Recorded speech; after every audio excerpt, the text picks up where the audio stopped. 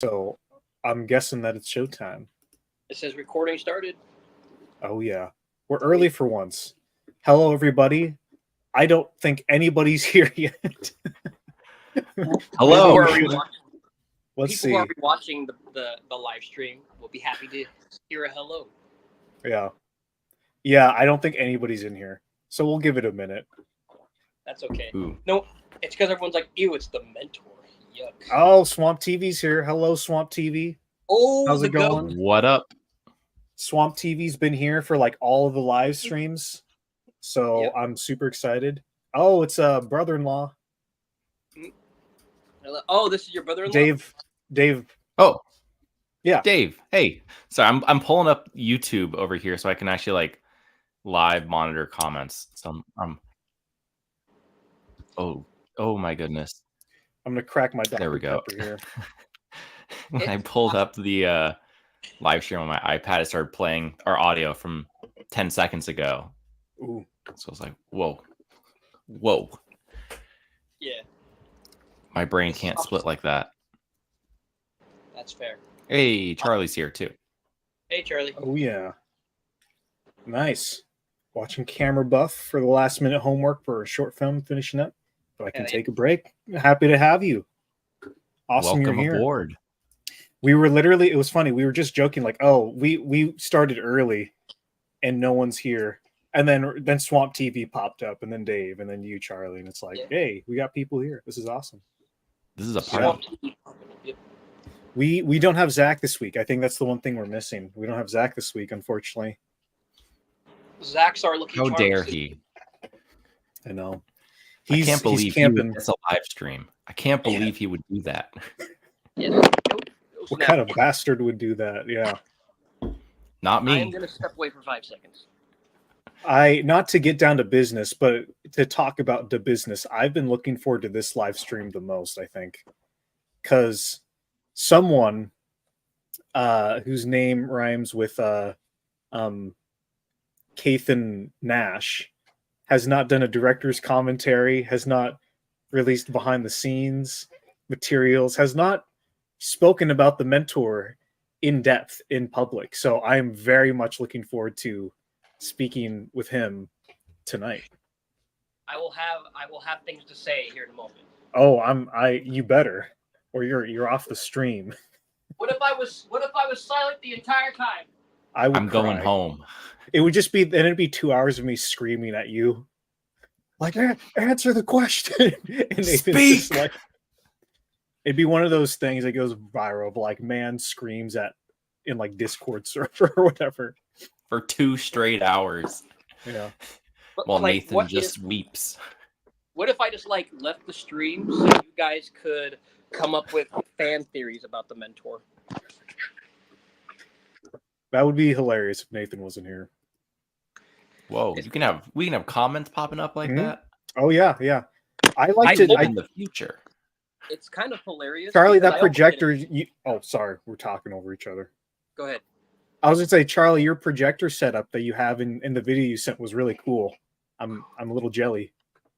It's really cool. Anyways, I have you guys on a tripod because it's a better angle. Nice. Do it for the angle, man. Got to get these good looks on the stream. Oh so yeah. Get those views. Oh yeah.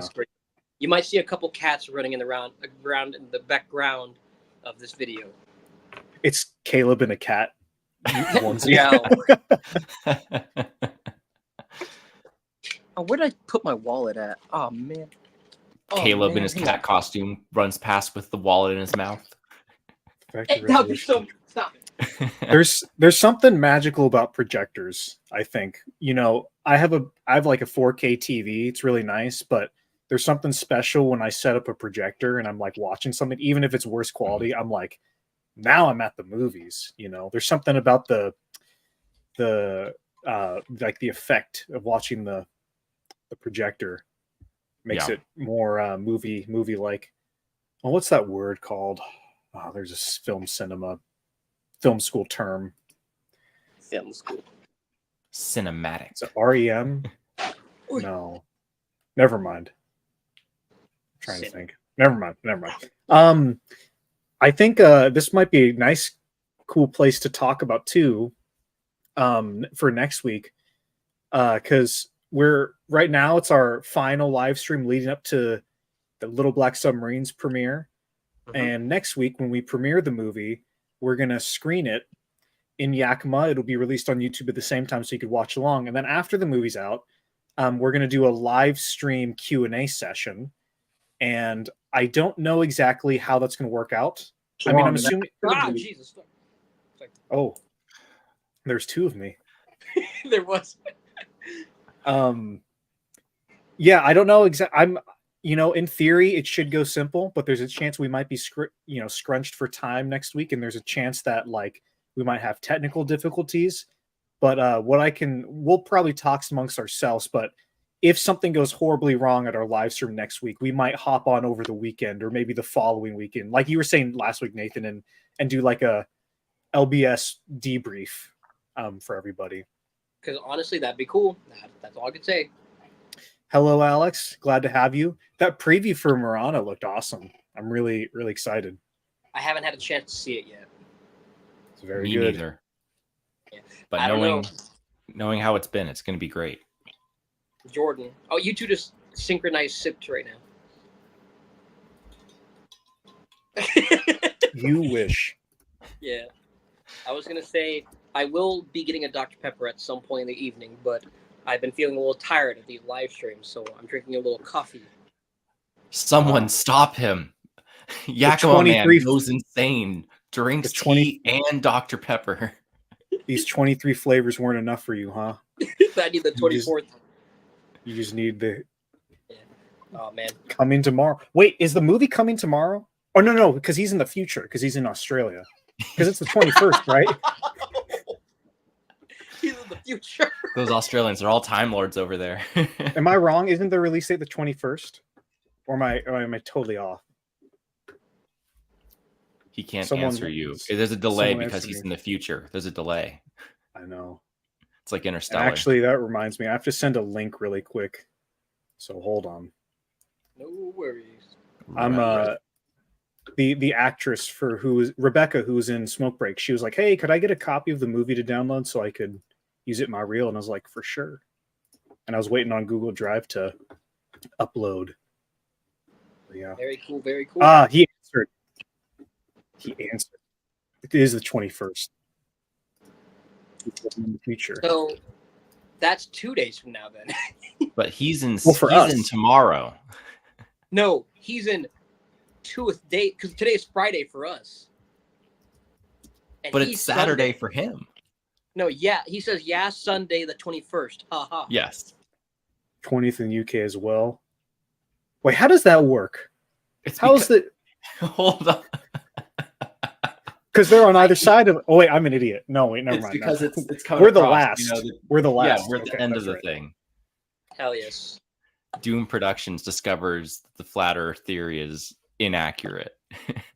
Many times, Ethan and I have talked about how we should start a podcast where the title is like two guys who don't know anything talk about, and then each episode would be something that we don't know about, because so often we'll be like, we'll go into a topic that we don't know about and we'll just speculate, and we're like, you know what, we probably sound like idiots. Like we'll start talking about gravity and we're like, we don't know anything about gravity. We just listen to the text. Yeah, we'll talk about it. Well, we appreciate you, Swamp TV, for staying up early or late or getting up early, whatever you prefer. This is super off topic, and I don't want to make this is really such a, it's the truth. I don't want to make this live stream more chaotic than it's about to be. So I have an idea, and it's only up to you, Jordan. Mm-hmm. If you would like, you should message Vanessa, the lead actress of Little Black Submarines, and we can also maybe get her input on this too as we watch, so we can hear her. Because funny enough, I haven't heard her thoughts of this movie really. I've heard her thoughts. Oh, well, I hope it's all good. She said she never wants to see you ever again. No, I'm joking. That's fair. I know. I literally have footage of us discussing it in the prep for LBS, in the like behind the scenes, where we're talking about the mentor. Okay. And everything. Well, that's cool. Yeah, it's funny. It's like I just tell my actors, like, look, this is your character, and this is who you are. And we walk through it, and we have lots of sit downs of being like, who do you want to be? And then what a great week! What a really dangerous stream this could turn into, Ethan. You know, let's start the podcast now. Episode 1. Oh, I would like to leave. And Nathan just is cowering in the corner. Don't say it. I'm not going to make any jokes about anything because we could be in trouble in 6 months. Very tumultuous time to start. I'm not going to say anything. I'm not going to say anything. I'll tell you this: is that I'm not trying to get doxxed from either points and parties. We ain't here to make enemies today. We just want to watch a movie. We make enemies tomorrow. Wait, America tomorrow or Australia tomorrow? Which one? Australian tomorrow isn't real. Dude, Australia's not real. Don't you know? It's just Texas. Oh my gosh, he's cooking. Dude, Alex this is cooking already an insane live stream. P stands for pepper. You know, you guys stall. I'll text a link to Vanessa on the off chance she can make it. Yeah, that would be awesome. She's busy, understood. But I think it'd be cool to hear from the star of LBS what it was like creating. I should have sent her the link earlier. I didn't think about it. No worries. I mean, here's the truth: is that we're gonna sit here, we're gonna talk, we're gonna do a lot of just bull crapping around. And yes, that's right. I'm censoring myself today, boys. I'm censoring myself. This is a good Christian podcast, so I appreciate that. It's not or live stream. What is this? Yeah, Ethan, usually when I see this view on the screen, it's a podcast we're recording, so I'm not used to this live stream life anymore. I think my favorite podcast up to date I've seen of your guys' now is the LBS one, like right after you guys just came back, after you guys finished like principal photography. Like, yeah, it's one of my our favorites. Souls had just returned to our bodies at that point. So we were looking pretty fresh. You were looking like new men. God. Put up the new Swamp TV comment, Jordan. That's a good one. Good Christian LBS church podcast. LBS does sound like a denomination in the church. Well, that's what I was saying. Every time I say LBS, I think of LDS. You know, it's just like that. It's one letter removed. Oh, shoot. You're right. We Mormon now, boys. Oh, yes. What was I going to say? I don't know. I don't even remember what I was going to say. Something about something. I want like like the advertisements for like Inside Out, where like just crash zooms into the person's head, and it's like, what's going on in their head?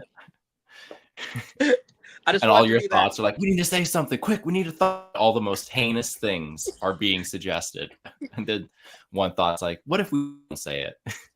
All right, the message has been delivered. That sounded threatening. Well,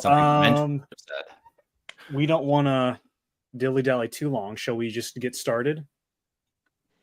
I guess. I won't lie. I don't know why I'm getting butterflies in my tummy. Man, oh man. Well, this is great. This is the moment I've been waiting for a long time. Yeah, I'll tell you this right now, boys, is that there will be a commentary and there will be behind the scenes. There will be all that good stuff. But as of now, there's only this live stream. This is what you get. Jordan and Ethan, guess what? You guys get the exclusive behind the scenes mentor stuff. We got the exclusive before the scenes mentor stuff. Literally. You were there before on it was a timeline. Okay. Well, hold on one second. I have some food being delivered to me. I think Karina might be coming home as well right now, and I think she's coming in. So one moment. I don't know. I've muted Ethan. You have muted Ethan? Oh, yeah. You can mute I can mute any of you. Did you mute? Am I unmuted? You're unmuted now. Look at the food I was brought. I can't see what that is. Hold on. It's a sandwich. It's potato salad. It's watermelon. Oh, I'm full screen. Check it. Mine, it's really pixely. That's okay. Hold on. That's okay. Hold that up again. Well, I think it's, I don't want to be that guy who makes the mistake of leaning this forward too far. And then the plate. That's so funny. What a healthy man. Thank you, Alex. That should be the new image for the live stream. The new thumbnail. That's the thumbnail right there.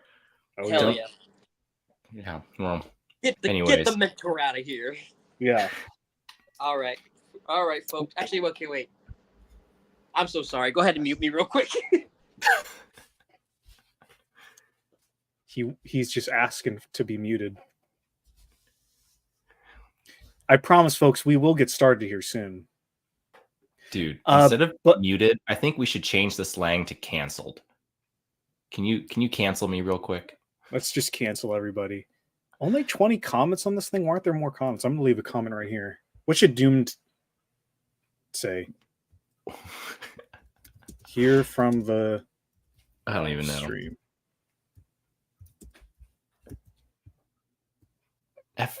LFG? Oh, that's the Deadpool Wolverine. That's like a part of their. Is that what the cool kids are saying these days? The youths. Such a lib thing to say.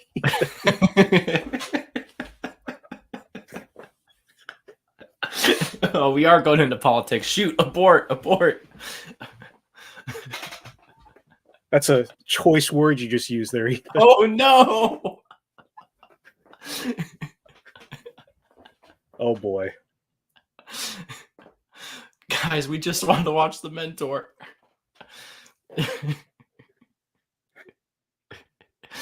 Late 999 in my chaos era. Yeah. His Mad Max era.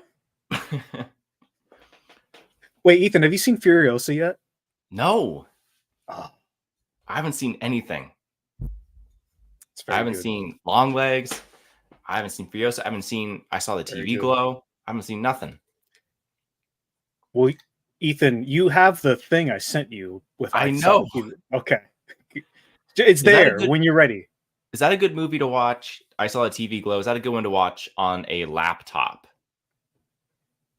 Like, if I watch that in the dark on a laptop, would that be a good viewing experience? I could see it. Okay. I wasn't sure if, because like Skinamarink, I feel like you could watch it like that and it would enhance in some ways. Yeah. Wait, Charlie, Ethan, when have you... This isn't in reference to a real project, is it? I don't believe so. Because there's that one... I want to make this movie now. Yeah. Maybe I've mentioned it in the past and I have forgotten it since. But Eraserhead's pretty awesome. Gialli. How do you pronounce that word? Gialli sounds good to me. I've always known as Giallo. I don't know what it's called. I don't know how to pronounce. I don't speak Italian. But you should talk about how to speak Italian, like you know how to speak Italian. How much could I BS? You know what? Something there's those conjugations. Native Italian speakers get all wrong, just every single one of them, and only I do it right. Yeah, it starts where they speak Italian and not Spanish. That's where they got it wrong. It's an amateur mistake there. I know, all Italians do it. The mistake all Italians do, speaking their own language. You've passed Eraserhead into existence. I'm here for it, Charlie. Let's do it. I'm here for it. Oh, Giallo is singular. Okay. I don't know. Yeah, I don't know any Italian. And I don't intend to either. I mean, in terms of my languages to learn and work, like that's not a like right now. Maybe it'd probably be easier because I know French and Spanish. Yeah. But, you know, I'm working on an Asian language right now too. Let's get the hand motions really good. Yeah. Italian. You get like those three in the middle is Italian. Yeah. Italian seething. Yeah, for real. Dude, this movie about to get canceled by all the Italians. Italy's going to have this movie banned for sure. After this, all 3 of our Italian viewers are like down with Doomed. And he's back. Hello. So we might have started a culture war against the Italians while you're gone. Yeah, you missed it. It was like the 1920s again. This is a bad time to mention that I am Italian. Oh no! Oh, he's gone. I couldn't let him get away with it. No, I'm joking. No, it That was me, Nathan. I'm joking. Yeah, I saw, you little bastard. All right. Well, I guess it's time to do this thing, isn't it? Is there a little intro you want to give before the film, Nathan? I am honored to make the prequel sequel to Chlorine, to Little Black Submarines, to Chlorine Kills, and having such a great team for those who are close and those who live exactly 100 miles away in Portland, Oregon. Yeah, and also, Alex, stop. Moving on. Let's go. We're ready. Okay. If any, just a refresher, I'm going to be playing the movie on my screen, but because there's copyrighted music, I have to mute the audio. Yep. So have your own version of the movie queued up. I'm going to give you like 15 seconds. Oh, and I'm going to do that? Yeah, I should have mentioned earlier. Sorry. I had it queued up and then I closed it because I was like, oh, I don't need it. Yeah, it's because I don't want to risk it with the what's it called? Copyright. Yeah. No, that makes sense. Okay. You say this is pure cinema 1.5. So people watching along, you have until Ethan gets his version queued up. I'm ready. We ball. Okay. We ballin'. Let's do it. 3, 2, 1, go. Ooh. First thing I will say is the biggest honor of this movie was getting to introduce the new RC Films logo. It's a very great good logo. Yeah. Caleb killed it. It was all his idea. I was just there to make it with him. Fun fact about the RC Films logo, it is mine and Caleb's signature combined. Man. This movie just feels so unreal now, too. Oh, my gosh. I was at the premiere for this thing. You were. When we saw it at the premiere, the I and the S were cut off. Loins? It was like loins or something, yeah. The quality is not at its peak. A bold way to start your movie is just in all caps, loins. Is this the Trevor house, the Living with Trevor? Yes. So like if you go watch Living with Trevor, you'll literally see like this is the backyard where the party's at. And we changed it into Illinois. The butt crack. I also love the song choice for this opening. Was there any specific reason you chose this song?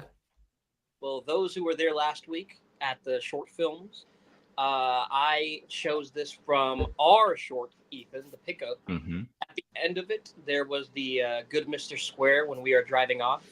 And I like to think that is Mason's origin story. So, you know, this version of Mason, that's his theme song, The Good Mr. Square. I like it. He doesn't have any hands.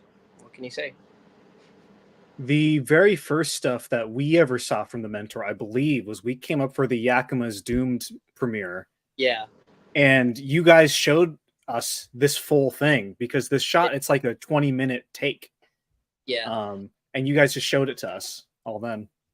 Originally, in the how much did Mountain Dew pay you? Everything.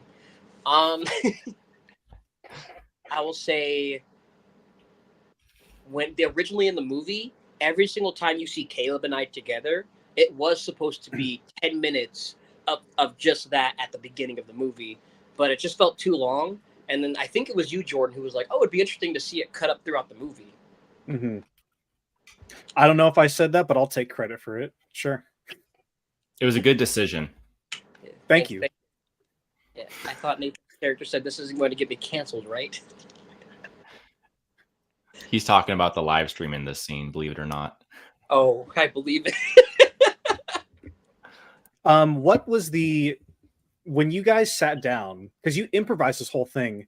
Yep. How you're planning this movie? How did you know you were ready to film this scene, and how did this particular scene come together? So it's so stupid, but it was such a big thing for me. It was my hair. That's how I knew this scene needed to happen, because it goes as follows. I shot all the ending stuff because people will see later on that I have long hair again at the end. And then I had to shave, and then I had this hair. And then as you see in the rest of the movie, I have short hair the entire time. I wanted to look like Mason from the pickup, so it shows like the passage of time and everything. That's the reason why this scene was ready to go, because it had to happen at this time. It had to happen. Like, there was no ifs, ands, or buts. If this scene wasn't shot first, we would be screwed.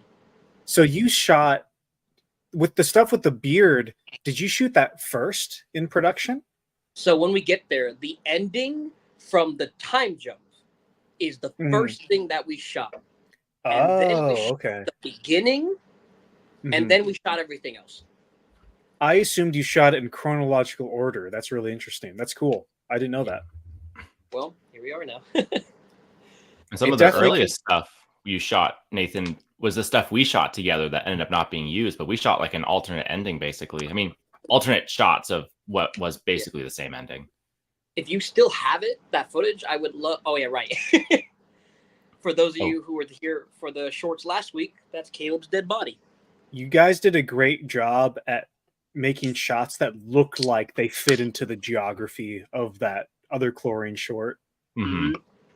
We wanted to make sure that it actually, like, I didn't want to make, when I asked Dan if I could have his blessing to make this movie, I was like, I want to make a chlorine movie. Like, I don't want to like play around. Like, I want to make a chlorine movie, and I wanted everything to tie. I wanted almost all the dumbest little continuity things to be exact. Like the sunglasses I was wearing in the beginning there, they had to look like Ethan's from the pickup. That's why I did it. Yeah. You guys did a great job paying attention to all the details of those shorts. Little did we know when we made those shorts how like much they would tie into all these other projects. Yeah. The way I look at it is Joel Dick was my inspiration, because he said, oh yeah, the shorts don't really matter. And I said, then I'm going to make them matter. Love that. Yeah. Just FYI, you know that Joel Dick was joking, right? I mean, because Dan and Joel have told me that, like, yeah, Joel does like the shorts. He just is messing. Well, Nathan took it personally. Bye, Mr. Friendly. I may have taken it personally. Mr. Friendly, going out partying. We'll so friendly, you. He's got to be everywhere. Yeah. We'll be here. You can watch us later. It's all good. Yeah. It's all good. Have fun at the party. Have a good time. Or turn on the live stream at the party. There you go. Good stuff.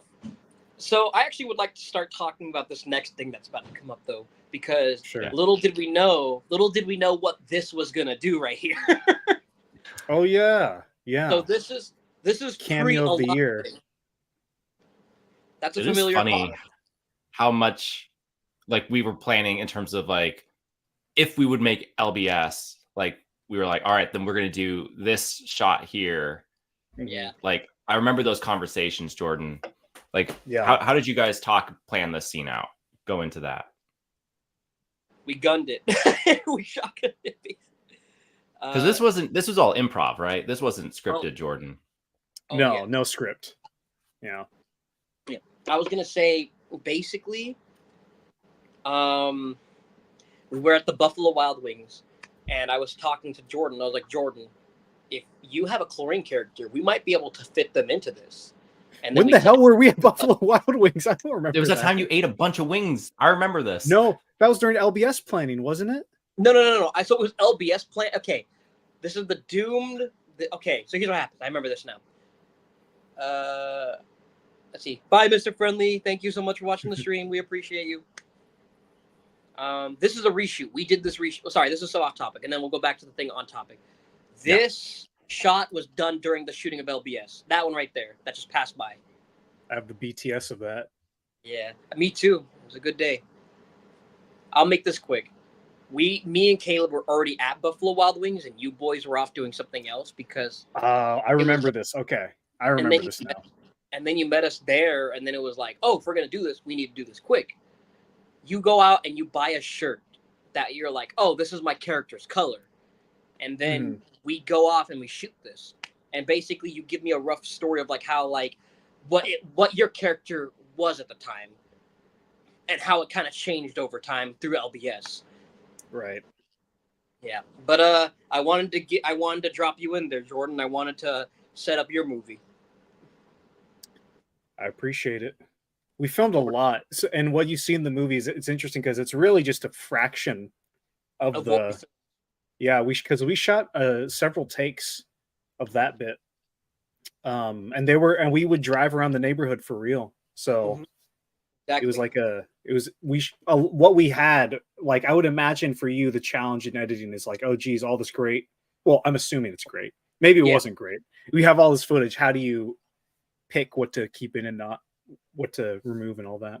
A common theme with editing improv is you don't have a script to go off of and chop up. So you're finding the movie as you go through the lines that people say. And you have to find natural cutting points and find points where this person's saying something very similar in this scene, because you're not saying the exact same thing in every single take. You're saying different things in very similar ways, but still trying to find a way to like make them all like congest together. So there were some scenes in here where I was like, I don't think I'm going to be able to do this. I don't think I'm going to be able to make this scene happen. And sometimes, like, the best example of that is, like, I don't think this scene is going to work was the Jeremy scene later. And then that scene was just a blessing. That's all I can say. That scene's a blessing. Yeah. I honestly wanted my character... After going, because the whole origin with this movie is I went to go shoot Chlorine Kills, and I was like, oh, there's more character here. There's more to do with this character. And I ran off and made this. Oh, yeah. Not really related, but how you film the actor who couldn't drive and your car's just really clever. Yeah. May can't drive. May still can't drive.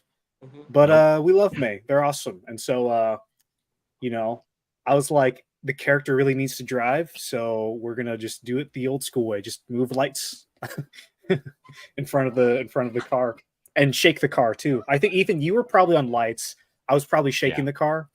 And usually then when the two of us were in the car, I think you were doing like both or something. Or maybe I did shake and post or whatever. I don't know. I don't remember. Yeah. It looked so good. long ago. That was like 3 years ago now. Wild.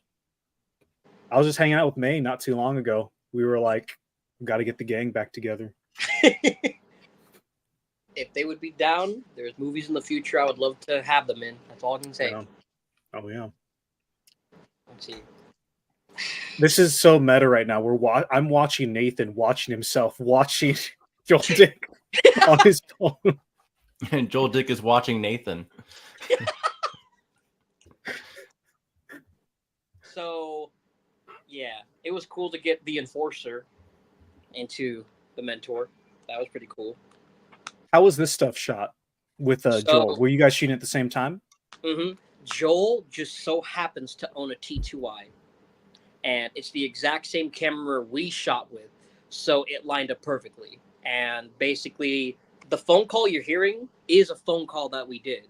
So every time Joel, Dick, and I talk, it was one night. It was just one night of shooting all that stuff. It was a crazy 3 hours, but we did, it was just like really late at night and everything. Nice. Agreed. Man. Good stuff. What is he saying right here? He's talking about the dog and like saying it to take care of them. Ever told you all about the Rambo joke Joel's dad made when I met him? And I don't believe so. Well, now you have to type it up. Rambo. Oh, man.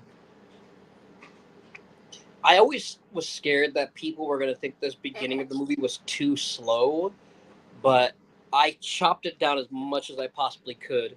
So at the 20-minute mark, something happens. Like every 10 minutes, something's happening to keep you engaged. But then at the 20-minute mark is when the movie really starts to like go into high gear. Damn, I should have done that with LBS. I don't think anything happens until the last minute of the movie. It's such a snooze fest. 4 hours of nothing. Yeah. Yeah. And I will say this too, is that casting Brooke as my cousin was one of the best decisions they could have made. I'll tell you that much right now. Because our chemistry, even before, like, up to this point in, like, our time, like, I just, like, it felt like she was a very distant relative in, like, the best way possible. Mm-hmm. Yeah, she killed it, though. Like, every time she would show up on set, she was killing it. She did a really good job. Mm-hmm. That last scene. Oh, yeah. They're making a new Rambo movie. Rambo. Rambo. I Rambo 4. I love that movie. Mm-hmm.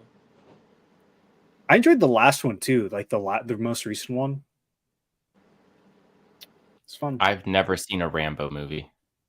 Me neither. You got to see the first. You two got to see the first one. So good. The First Blood. For the record, I love the RC house pacing. Oh, okay, thank you. Appreciate it. This is also a great shot. I really love this composition, and it's a bummer that area is a pain in the butt to film in. Agreed. This was the last time we were really allowed to shoot there. Yeah. It makes it that much better knowing that just behind that wall, there's like some cranky old man who's just like, those kids on my lawn. Is he talking about the real neighbors or the mentor? Yeah. The lady, like the house on the left. Oh, it's a lady, yeah. The house on the left right there, there's a really nice lady that lives there, and she's awesome. Like, she's a really cool person. The people on the other side, no comment. Yeah.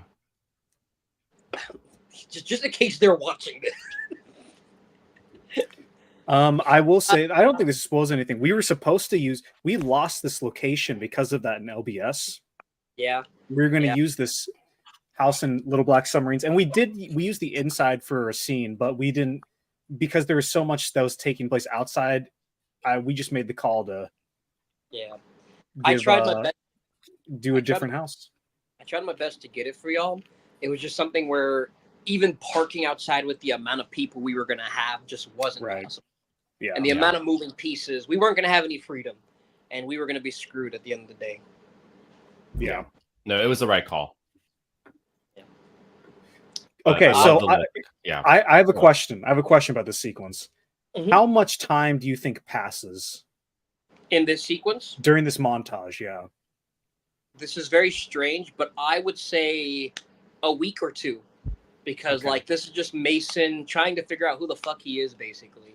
This is the first time ever he actually, like, stepped away from the business. Like, he's okay. Like, he gets to live his life now, but who is he? You know, like, who is Mason? Mm-hmm.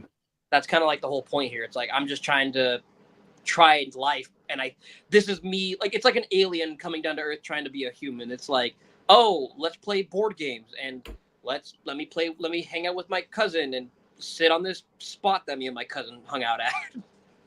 Mm-hmm. And were these vignettes always the vignettes that were in the movie, like in terms of visuals to show the passage of time and what Mason is doing with his life? There was definitely a time when it was supposed to. The only thing that was cut out that we didn't have time to do was those walks that Brooke and I go on.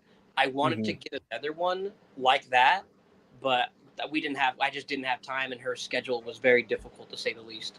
And my schedule is very difficult to work around. You look like you're going to shoot someone here. Sorry to interrupt. No, it's okay. No worries. Like you're ready to just shoot someone. Good. Oh, snap. Was this always how they met? Was you sitting on the little thing? From the original plan was going to be that Mason and Anna would always go to a place, to a park bench, and that would be their spot, basically.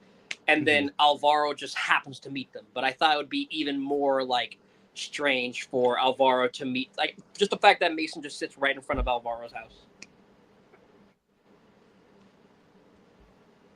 Yeah. Was this Ernesto's first scene he shot with you all for this role? No, actually. The technical first time Ernesto shows up is later on down the road. And you want to know something random though? This shot, like this scene, is his last time playing as Alvaro in this movie. Oh. I know. Did you shoot this scene multiple times? We shot this scene 4 times. Okay. Didn't we see a version? We saw an old version of the scene, didn't we? We did. You did. There was a lot of. Hang on, sorry, one moment. But there was a lot of. Tried one version, didn't work. Tried another version, didn't work. Because there were literal moments when Ernesto would like forget what I had told him, because we would shoot 10-minute takes and work them all together. Alex Mason. Gotcha. We would shoot these 10-minute takes, and it just wasn't working. And that was one of the rare occasions where trying to find the groove wasn't working at all. Mm-hmm. Yeah. Right. This is off topic, but on topic. I currently also have pulled up on my desktop. I have the 2-hour and 40-minute cut of the movie. Oh dear God! That I got way back. This was the very first cut, and I'm just skimming through this, like just to compare. It's very interesting to see how you all shaped this movie and this scene in particular. Like the version that I have on this OG timeline is very different.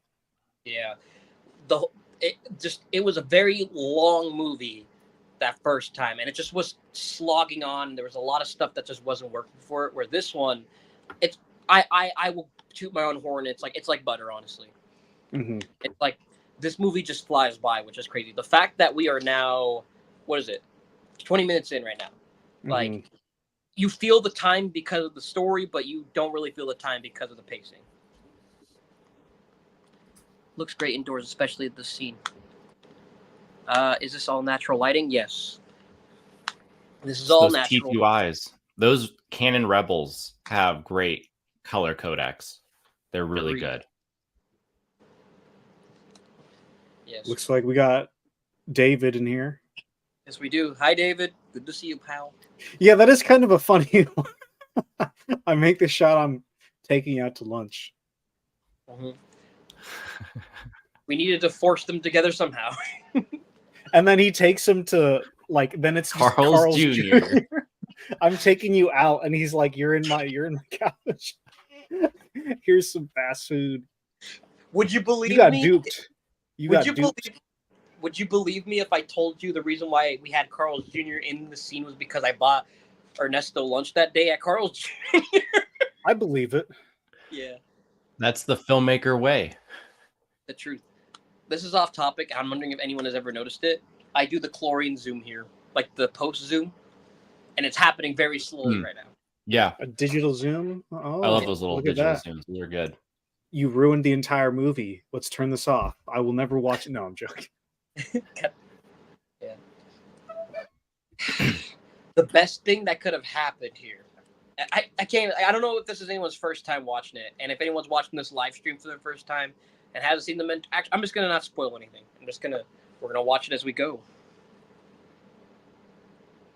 Was this always how these masked guys find you? Just knock on the door? Yep. Because it just the entire point of the movie is that there's a lot of coincidences happening all at once, but in an evil way, it all happens for a reason. And basically, no matter what, just when Mason is about to leave and I don't really care about this guy, I'm just gonna leave, sure enough, death comes knocking on the door. I love how many fast food chains we have. If you could only taste it, Swamp TV, just wait. One day you'll come here, you'll take a bite of Panda Express, your mind will be blown. It's amazing. Dude. Am I wrong? Would anyone on the stream disagree?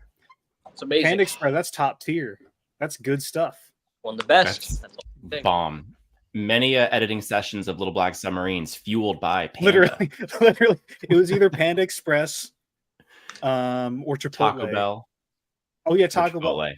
Okay, actually, it was. I guess it wasn't just Panda. It was like 5 different restaurants. But a lot of it was Panda. Yeah, so much Panda. Yeah. Man, it's good. It's good. Panda Express is amazing. Stuff. This is quite an interesting Mason location. Likes Panda Express? Oh, we asked very different questions. Mason does not like Panda Express, and you, Ethan. What'd you say? I didn't hear your question. I said this is a very interesting location. Agreed. So this location is off limits now. Do you want to go into the story, or actually, we probably shouldn't? I set you up there. I will go briefly into the story. Yeah.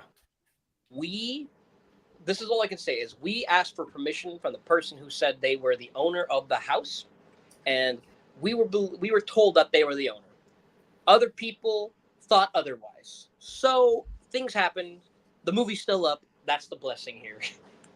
No one was sued. Life is okay. We're all right. There was no malintention with this. We just needed a location that looked like a couple of people could run away and do crimes there. And this looks like the place. You hear that, Jared? Charlie's coming for you. I'll treat any Panda haters. They like that treating Nathan in this scene. Because Jared's like, it's B tier. Ooh, I mean, it's all just opinion. Fighting words. B for Beijing beef. How many fast food makes American best? Swamp TV knows. It makes us stronger. Tied to Black Ops. Yeah. I've never played that game. This is all I will say. I've only played some multiplayer zombies, but it's a fun game. Yep. This music choice wasn't always in here, or was it? I remember in the cut, it was different, wasn't it? It was a different rendition of this same song, though. Gotcha. So I found this exact same song in a little bit of a darker, like more spaghetti western tone, and it felt really appropriate for this scene. That's the truth. This is actually straight from the movie, I think, too, honestly, if not. Yeah. Yeah, because I think this is the one with the bell, the music box, right? Yep. On the soundtrack, it's different from how it is in the movie. Yeah. That's something I've always noticed when I listen to the score for this one. It's awesome, honestly. I love it.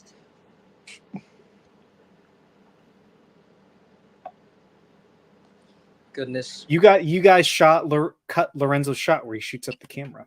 Or what's his Alvaro. Alvaro? What do you mean? He shot it. When he shoot he did? Oh, I was looking at the comments. Never mind. You missed it. It was right there. My bad. Well, it's a cool shot.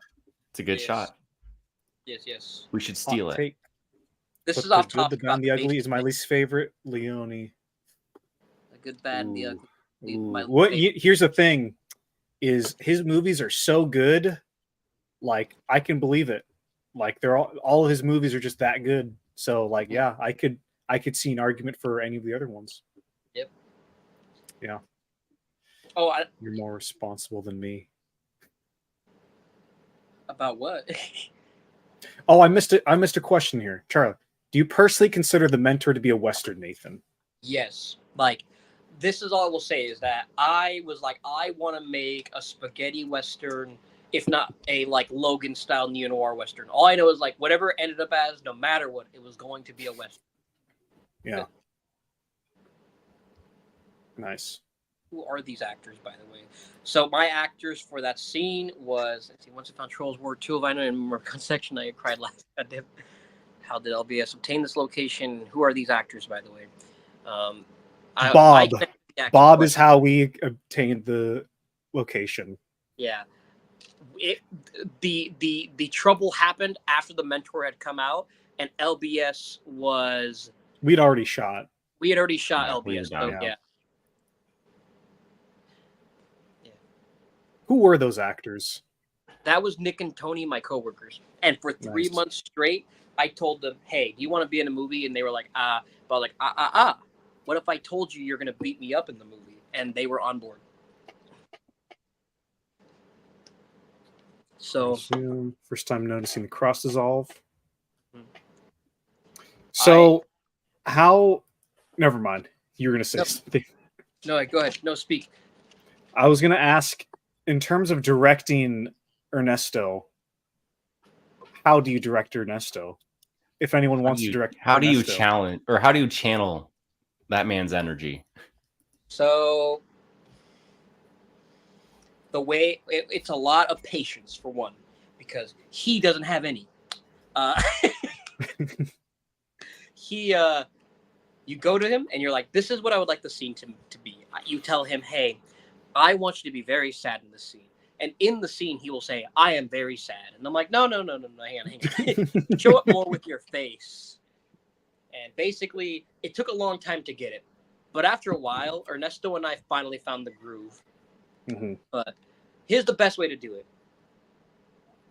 Write a script for him, because that's the easiest way for him to get it, but he can do improv, hence the movies we've done with him. You know, you finish. Speak. I was going to say, the way I directed him, too, was funny, because I just gave him the script, and I was expecting, like, a lot of improv, but he stuck to that script pretty damn closely. And I was like, Nathan, you lied to me. He struggles with improv. And honestly, watching him on LBS pissed me off, because I'm like, man, if I had just wrote a script for this thing, he would have had an easier time.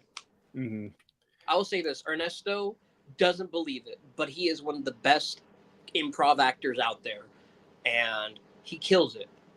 There is a lot of, because the hard part with improv sometimes, it's like when you hear improv, you're like, ooh, anything goes, when I'm like, so yes, but no, because there's a certain emotion right here.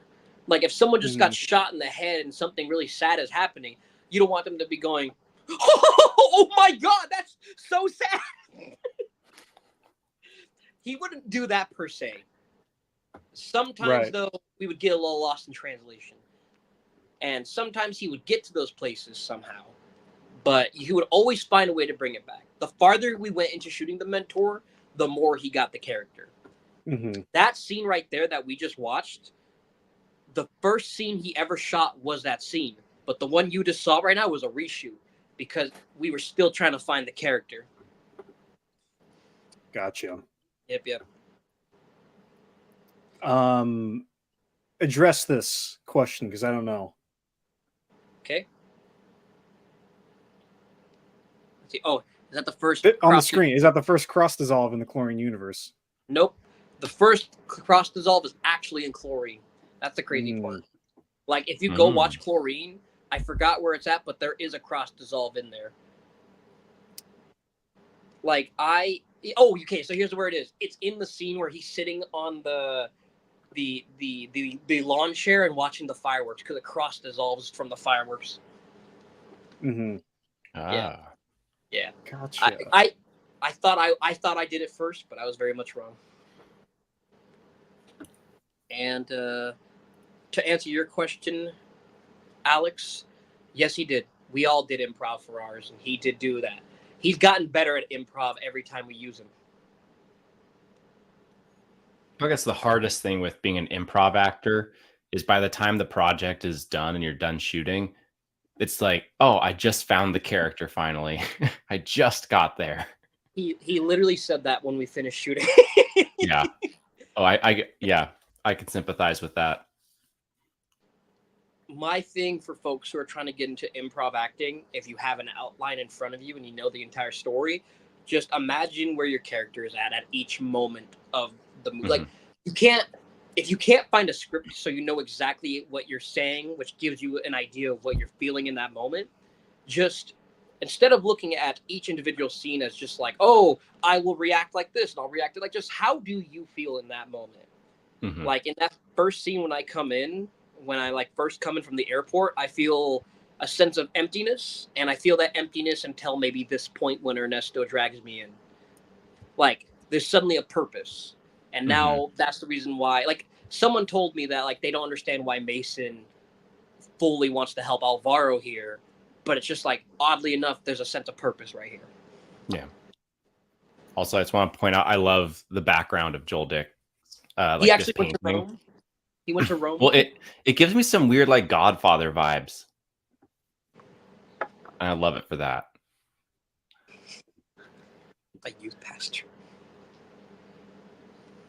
Is that not his role in Marana, though? Kind of. Did Joel and Nathan's character coordinate? We did not. Actually, that's kind of wild. Yeah, that's funny. I think my favorite thing is that native painting I used to have. I still have it in the shed, but when it was right there, I just like always like had it facing up. And the next time you see this scene, I have it hanging up. So like Mason likes it. Who did that painting of the native painting? I don't know, because the people who lived here beforehand left it, and we never. I've never known what to do with it, so I've kept it. And yeah, it's here. The craziest part is that you wouldn't believe me, but that's not a painting. That's felt. So if they painted on felt, I don't know, but it's an actual like fabric. Gotcha. Oh, that's cool. Agreed. This is so off topic, guys, and this is just for us, Ethan and Zach, or Ethan and Nathan. I just realized I totally misspelled someone's name in the credits or LBS. I got to re-export the movie. No. Oh. But it's okay. I'm just gonna take that file and I'm gonna cover over the old name and put the new one in. So I'm not gonna like go into the reels. I'm gonna just. But yeah. I just realized. Actually, I'm gonna double check this name with you after the stream, Nathan. That sounds like a plan to me. Yeah. This I is love one the dichotomy juxtaposition of the iPhone and FaceTime with the vintage time background. Yeah. Yeah, it's cool. I like that shot a lot. Yeah. Yeah. Joel Dick killed it. What can you do? And Caleb killed it in this movie too. It's like there's so many shots that are just so amazing.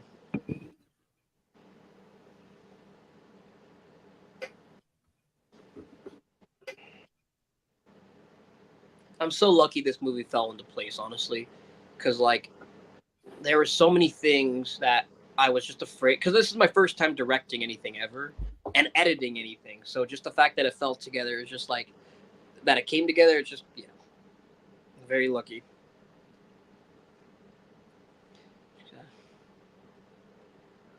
Also, I'd say improv has been closely tied to. I was gonna say the University Improv rabbit hole goes deep. All I will say is, they're talking about Vanessa right here.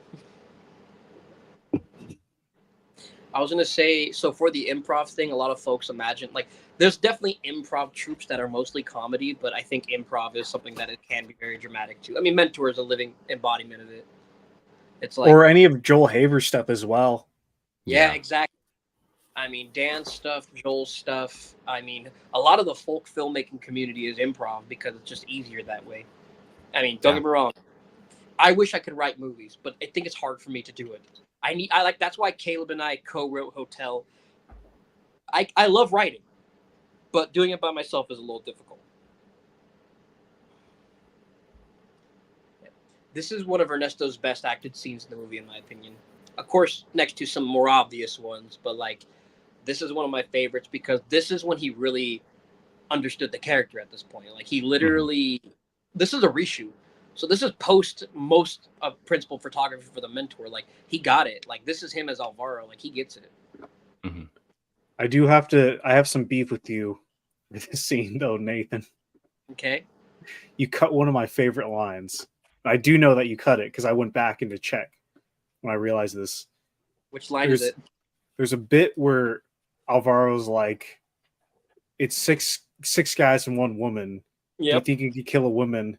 And you're like, I can kill a woman, but I'm not going to be happy about it. Or what you said, so you guys have a back and forth about that. Yeah. It was too hammy. Oh, who's that? Oh. That's your next victim, isn't it? My favorite part about this scene is that Vanessa didn't actually know she was going to be in the movie at this point. Yeah. That's literally just, this is a documentary right now. And Nathan's thinking like, geez, what am I doing? Should I really be doing this? Should I break into this girl's car? I guess I should. Anything for the movie. Yeah. She doesn't realize she's being filmed right now. When you showed us the movie, the color grade wasn't on any of it. Yeah. And so what I really loved and was a great, wonderful surprise is once the movie was out, there was this kind of fall orange look to the movie that I really liked. Yeah. It's great. I want this to feel like the old westerns that are very orangish and very warm, and that's what I want. That's what I wanted from this. And honestly, it's the chlorine look. That's the honest part is that like the chlorine color grade is this color grade. So like, you know, it just worked out.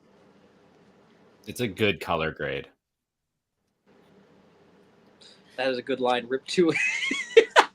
Oh, look at that lighting. Look how great that looks. We're going to be premiering Little Black Submarines here, right? Yep. Shout out to David for the shot of me in the car, because he's the one who did it. He's the one that lined it up and everything. Oh, okay. Nathan, talk about this scene. Talk about the OG and then talk about why you changed it.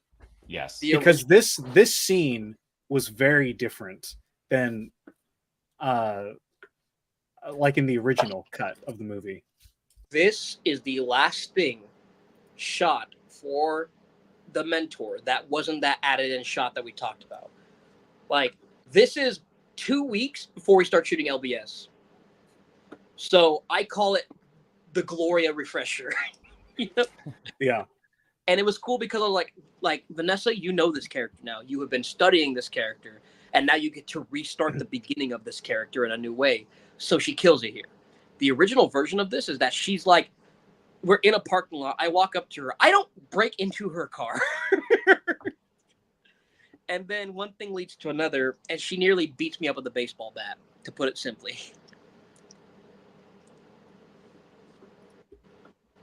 I wish I could show screenshots from this as you're playing through, because it's very different. How about this? I allow you full permission that after the movie's over, you can show as many of the screenshots as you would like. Because it's so fascinating. What was the reason behind reshooting the scene? Audio. And changing it? Audio, really? Literally just audio. There was also a piece. Go ahead. Well, why should? Because the blocking is obviously very different. Because she has a baseball bat, she's threatening you. She's a lot more aggressive.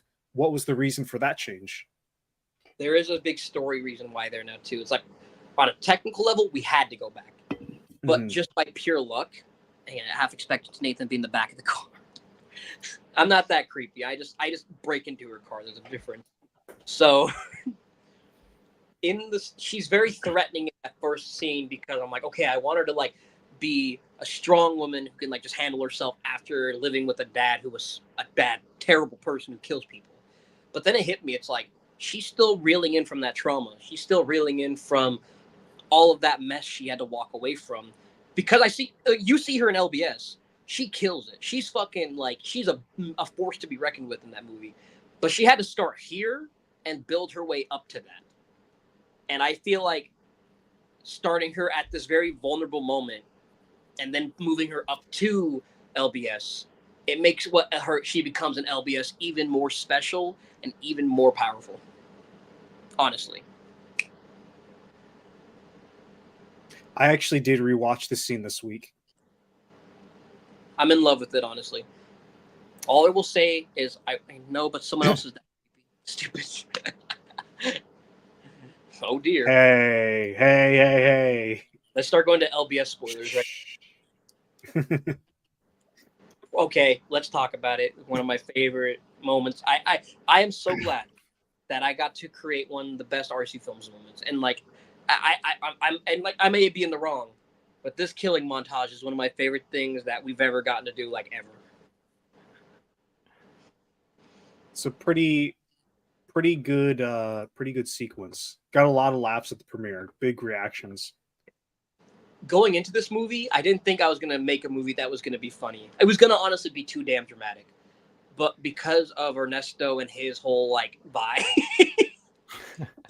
he just like he brought something this movie needed, which is just a lightheartedness to love the characters, you know? Mm-hmm. Yeah, he's just like a teddy bear. He is.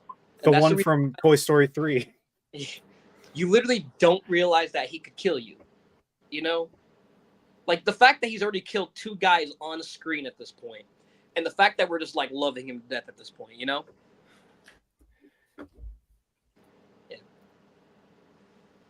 So how much did the tone change from your original live version? Like your idea for the movie, how much did the tone change between like during shooting it?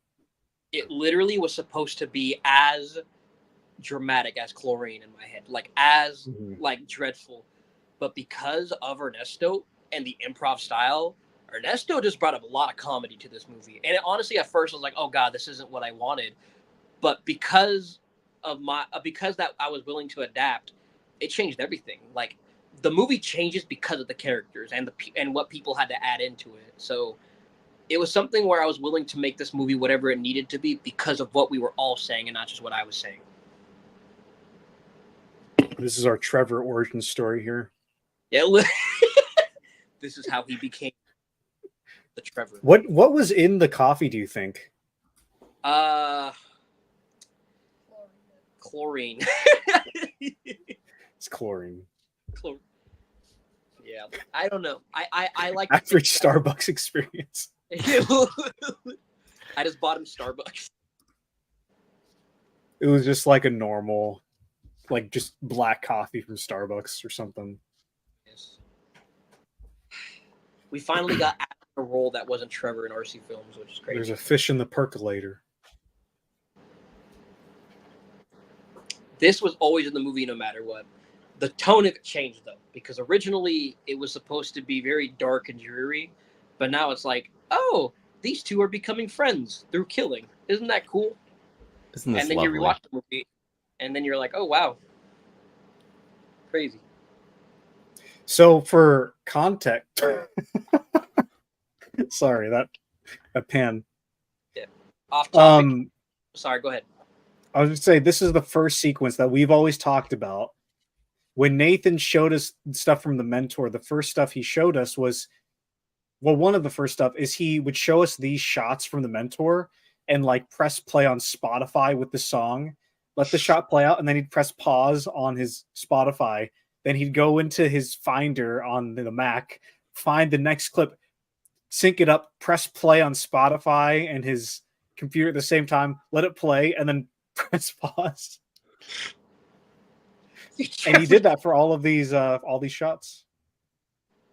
And then Caleb got mad at me right afterwards, like, dude, you haven't edited this thing in 3 months, and you had the movie. You already know how to edit it. I'm like, Caleb, I'm scared though. I was scared of the movie. I didn't think I was ready for it. And he was like, dude, you know this movie. Go do it. And because of the Doom Boys, Caleb Robinson. I got my legs torn up by a feral kitten in that bathroom. Climbed up was your trying leg. to pee. Yeah. At least you didn't lose a Mr. nut. Roy. I know. Mr. Roy. Where is this? This is my grandparents' backyard. Is it It's really? a cool location. Yeah. Yeah. It's a very Good cool texture. location. The only other time we used it was in Not So Amazing during the boss scenes. Mm-hmm. Oh.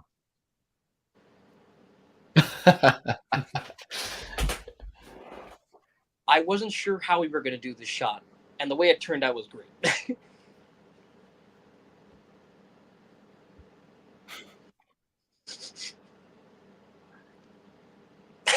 That's such a great sound that you guys used. Agreed. Yeah. Caleb. Oh, there's the house. There's the house back there. Yeah. Yeah. That's the only time I've ever noticed that. Yeah. Off topic, if you look in the background for a split second, you can see Lindsay and David on the side there. So Lindsay, the girl who got run over, and David being not in the movie yet. Yeah. This is your dad's place, right? Yep. Where does your dad live? Is he in Yakima or is he in like Notches or like Parker? He lives in Yakima, and he's on that road you take to that big location with the dead carcass in Little Black Submarines. Okay, I gotcha. He's not. He's closer to town than anyone, but he's still out a little bit. So this is kind of the countryside. Ethan knows that road very well. I hate that road. I hate that road. I've studied every inch of that road. People will understand why in a week. In a week you'll get it.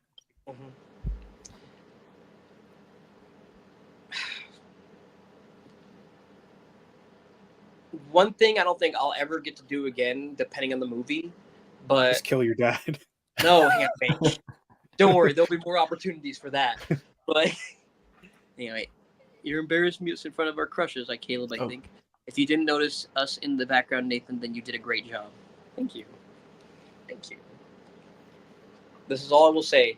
Is one thing I will always say. As much as I poke fun at Ernesto and poke fun at who he is, that guy, it was honestly an honor to be his co-star.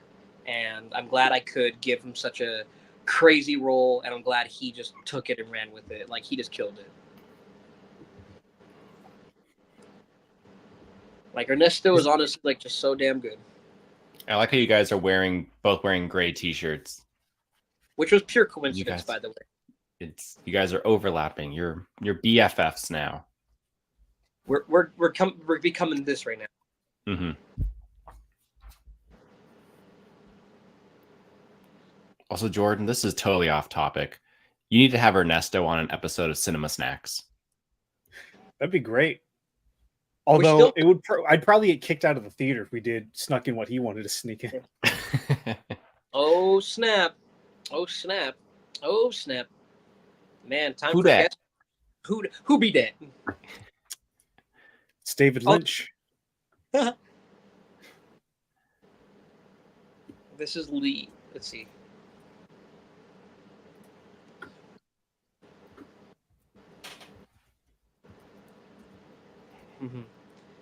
Man, oh man. These boys right here, they were killing it. It was funny. I was just like, okay, boys, just improv. That's all I said. I was like, hey, you're just two dude bros hanging out. And then they went for it. Did you hear that honk too, Jordan? Okay, that wasn't just me. Okay, wait, do you hear that again there? Is that in the movie? The honk? Yeah. I think someone's outside your... Because I wasn't... It's not me. There's car honking in the movie. Oh, is there? Oh, okay. Caleb did a good job. Yeah. Good mixing. Man, this guy. Now, to make this clear to those who are watching, that's not Lorenzo. Yeah, that actor is in Little Black Submarines, but is not the same character. It's like Sergio Leone, you know. There will be context, I promise. There will be context. I'm not gonna go much farther than that. But let's just say RC Films may not be done with the chlorine verse just yet. I'm comfortable saying the Clone Wars, it was kind of like we took a lot of inspiration from that for the explanation. So you just say this clones? Yeah, they're clones. We brought Camino and all them into the universe as well. Mm-hmm.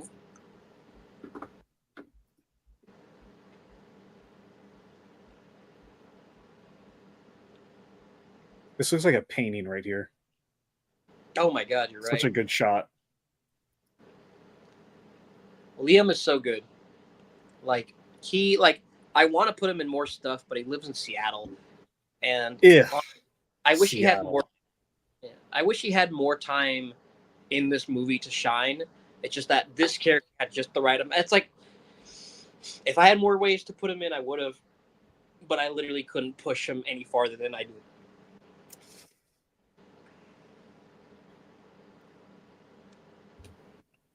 He probably has my favorite. Okay, everybody in the movie is very good, but Liam has my favorite acting moment in the entire film. It is such a... I love what he does. Well, people's seen this, right? We can talk spoilers, right? Do we want to? Because my only thing with that is if people are watching this for the first time while with watching us, speaking, do people do that? I don't know. By the sounds of it, that's what Swamp TV was doing. Okay, sure. So Liam has later in the movie. Liam has my all-time favorite line delivery in this movie, and everybody's really good. Everybody's amazing in this movie, but Liam's that moment, I will never forget it. Oh wait, I have. Oh, so he has seen it. So, if you would like to say it when it comes up, you're more than welcome to. Well, now I'm going to keep it a secret. There you go. Actually, let's guess. If you're watching along, see if you can guess which moment it is. It's a very... Anyways, it's a Nick Cage moment. Let's just say that. And I love Nick Cage is my favorite actor, so it's like there's a hint. Oh, this is Swamp TV's first time seeing it. Oh, okay. So I won't say it. Definitely won't say it. All right, Swamp TV, you got to guess what the scene could be. There you go.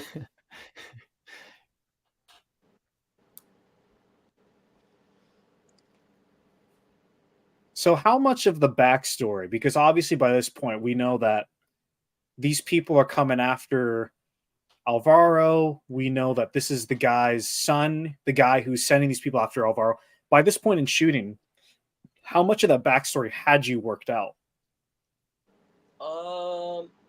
So fun fact, a lot of it, actually all of it. That was the one thing that was always for sure. Where I knew that these people were going to come after Alvaro and that he goes after his best friend's son. Mm-hmm. Like, that was always in the movie. It was a lot of other stuff that kind of came later. Gotcha. It's like Scott Pilgrim. Yeah, there you go.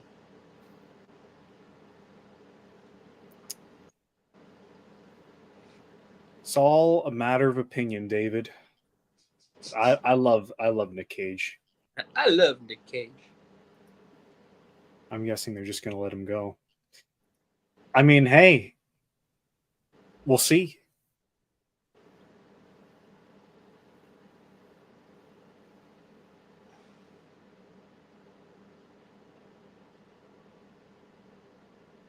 What do you think Liam's character does?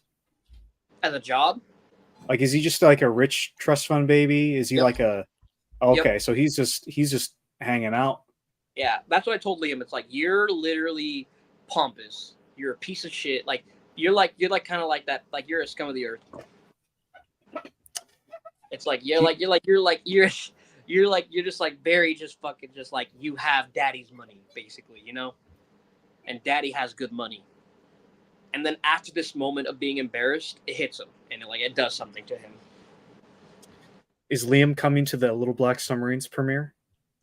Probably not. I could bring it up to him. He didn't even get to make it to the Mentor premiere, so I'll say that. You should send him a link. It is summertime after all. We'll see what happens.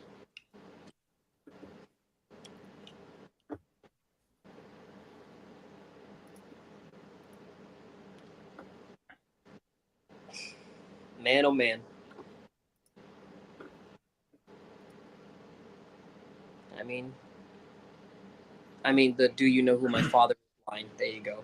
It's a very Draco Malfoy 80s bully line, yeah. Yeah, I wanted him to have that just to make it very clear. Yo, he's that guy.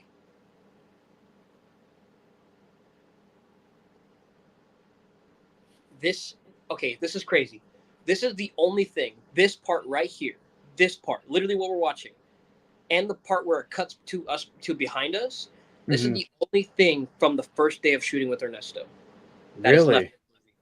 So, like, this is the first time you see Alvaro, like, ever. Interesting. Agreed. So, like, this is, like, almost, like, third or fourth day of principal photography.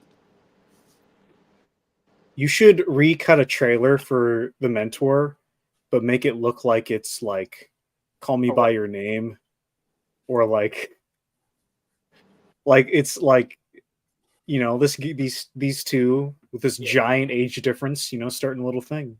Yeah, literally. I watched through this scene too this week because I was working on some chlorine related stuff. Mm-hmm. This is one of my favorite scenes I've ever gotten to direct, just because, like, I actually got to direct this scene. Like, this is the first time in the movie where I'm not in it. Like, I'm gone. Like, I literally have left the building.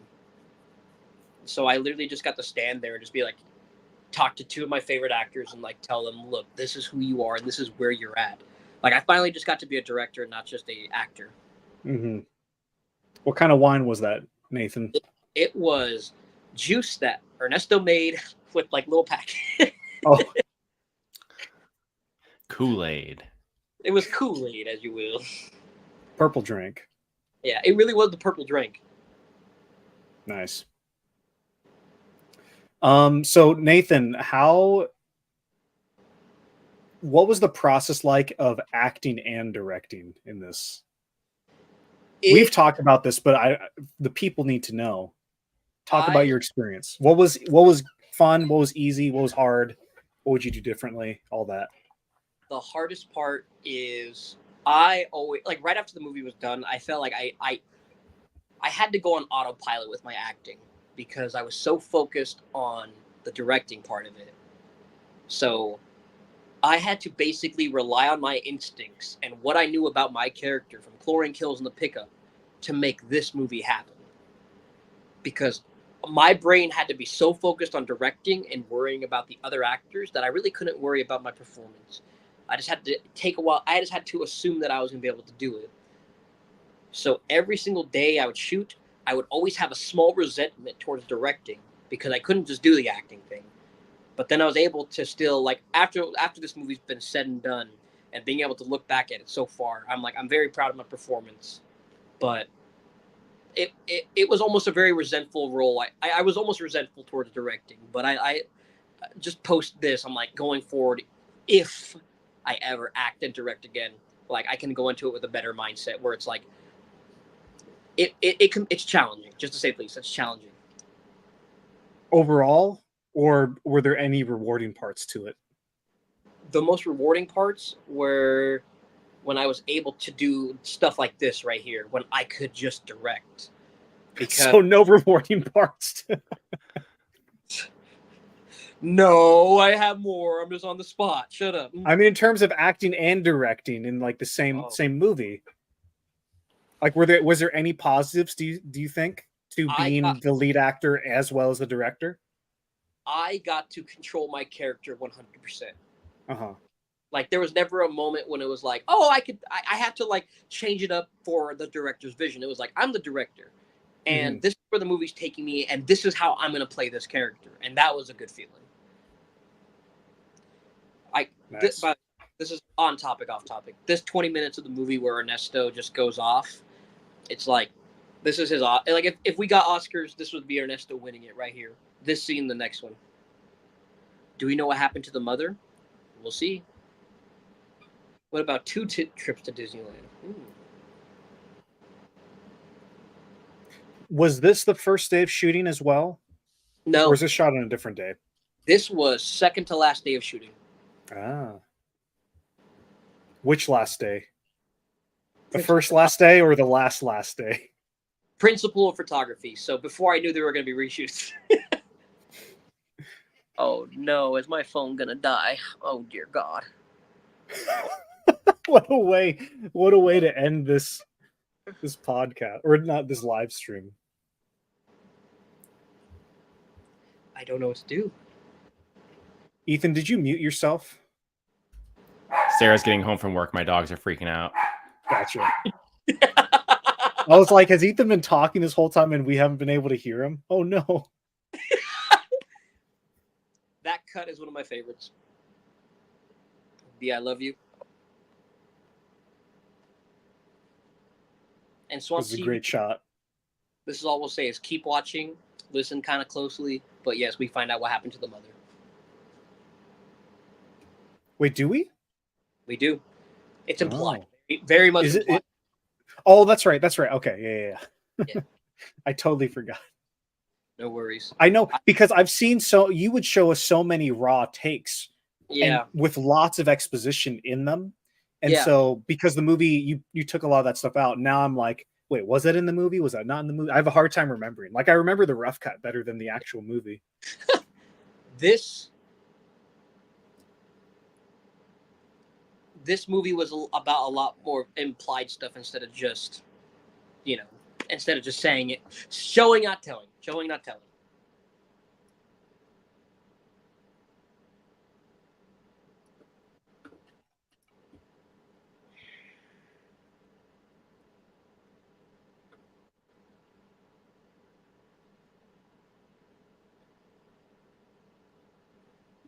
this was the last scene that we had shot for principal photography.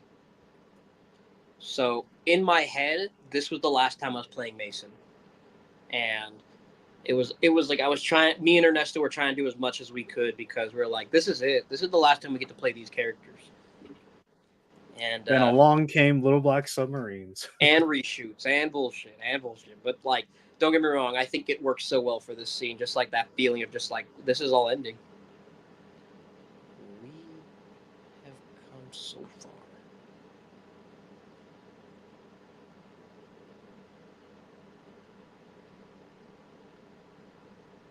The song that comes in here.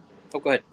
I was just gonna ask, what do you think Mason really gets from Alvaro in their relationship? What do you think he finds in him? I think because he's like ride or die. By this point, he's like, yeah, I'll kill for you. I will like do whatever for you. So what do you think he's getting from it?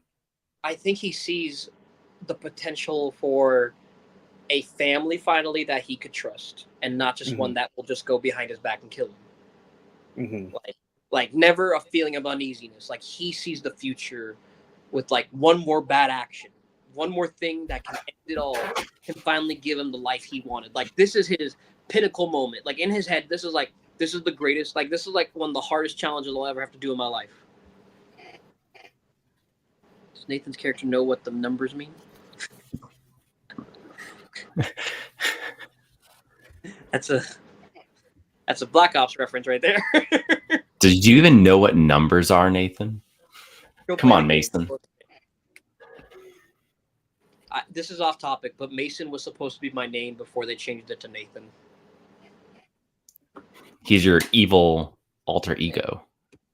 He's the bad timeline, Nathan. That's what I always tell people. It's like I would have just become a murderous monster, honestly. I totally forgot that this scene takes place in the location it does. Yeah. That's interesting. Yep. Hey, take a shot, everybody. Always got that thing on me. Shoot, I gotta run to the store. Whenever he drinks Dr. Pepper, we gotta take a sip as well. Shit. Goddamn, I gotta go get another one then. I already chugged mine. What can you say about this scene, Nathan? Because this is a pretty big scene here. It basically, I told Ernesto and I told everyone who was a part of the movie, like, this is what the movie's leading up to. Like, this is the climax in my head. Like, this is like the big climactic moment that everyone's waiting for. It's like, in other movies, this is where the movie ends right here. Like, this is it. Mm-hmm. They're like, finally, we're going after the bad guy. We're going after the antagonist. Like, this is it. And this was one of the hardest scenes to edit because of the improv stuff. Like, I needed this scene to be so dead straight that there couldn't even really be any, like, crazy jokes in there.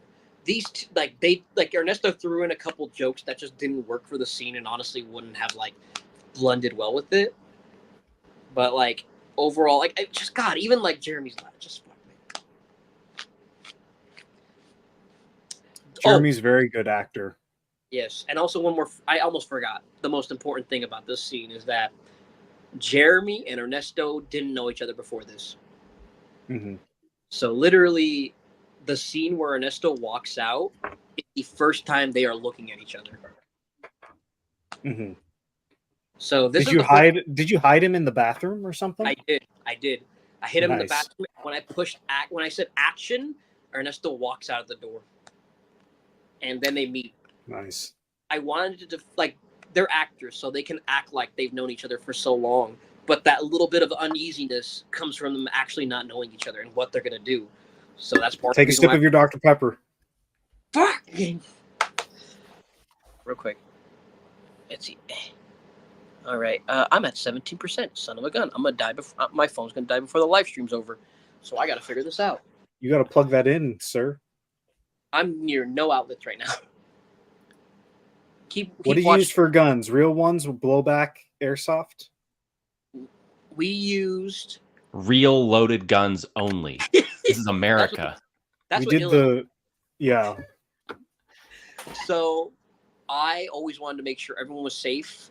I buy blowback guns with CO2, and that's how we do it, because it makes that realistic, like sliding back effect.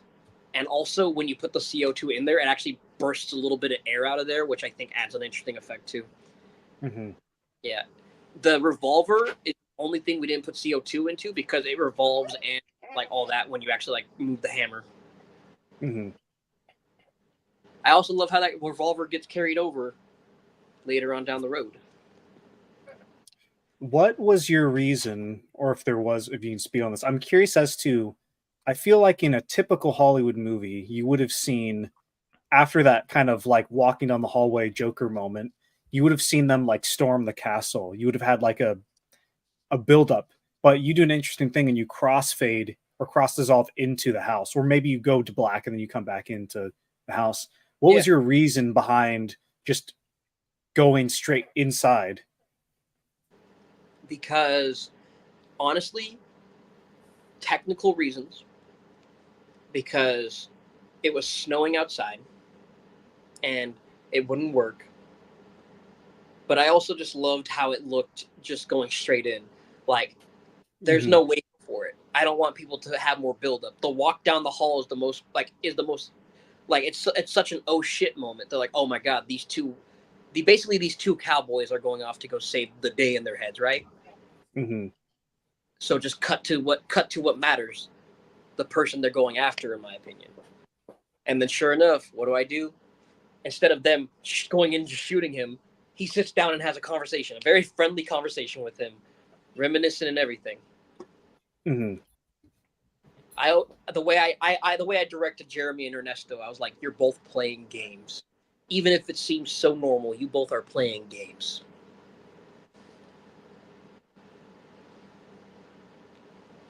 And that's why Mason gets so like frustrated here. It's like, why aren't we killing him? It's like, what's the point? Like, why are we trying to go down memory lane right now? Like, he's the reason why your wife and son are dead. So why are we waiting?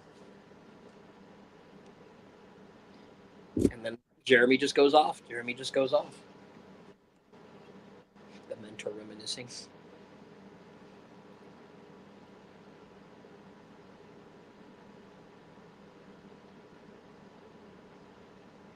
And Jeremy came up with this little monologue here. Oh yes, right? He did. Yep, it's a good little bit. Yeah, I mean, everything in the scene is like they came up with. Like, I just told them this is where it's gonna go, and this is where it's gonna end. You told them the backstory, I'm assuming, of like their relationship. Okay, cool. Yeah, Jeremy, I basically gave him the rundown. It's like, you run a business and you are the boss of it. This is your best friend, and you may or may not, I'm not gonna say what, may or may not be responsible for their death. You can infer what you would like.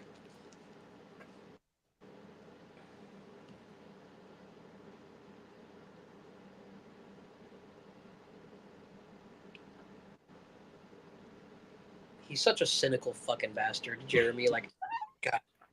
In real life, you mean? Kind of flickering on his face. Yeah, it's great. That was just an accident, Nathan. That was literally just an accident. Yeah. It's really good to see you out.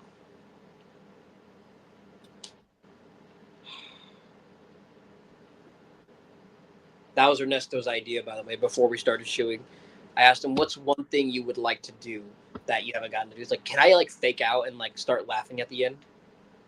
And I was like, yes. And he killed it. Literally. Yeah.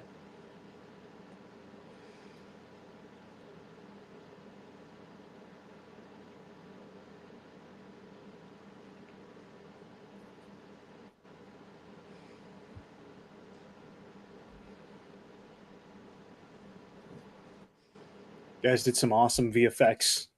That's all Caleb, man. Caleb killed it. Caleb kills it. It's like the blood hit the camera. It's great. Yeah, that was. People don't know this. Jeremy's not there in the scene, right? Like Caleb masked. Yep. Masked him out, put him in here. Yeah. Yep. We did 2 different shots. One of Ernesto right there leaving and everything, and then Jeremy's not there in the physical space. We're looking at an empty chair right there. But then we took a picture exactly in the same spot, old brother style, and sure enough. That's cool. I love how bothered the guy was with dying. Lol. Yeah, actually, that's a good question. So, does Jeremy know that he's gonna die? Like, how is he feeling in that moment? I told him, like at the end of the day, Jeremy wins in his head. He's like, "Fuck you." It's like I'm gonna like rub it in your face that we most likely killed your family, and I know you're gonna kill me, but at the end of the day, I get what I want.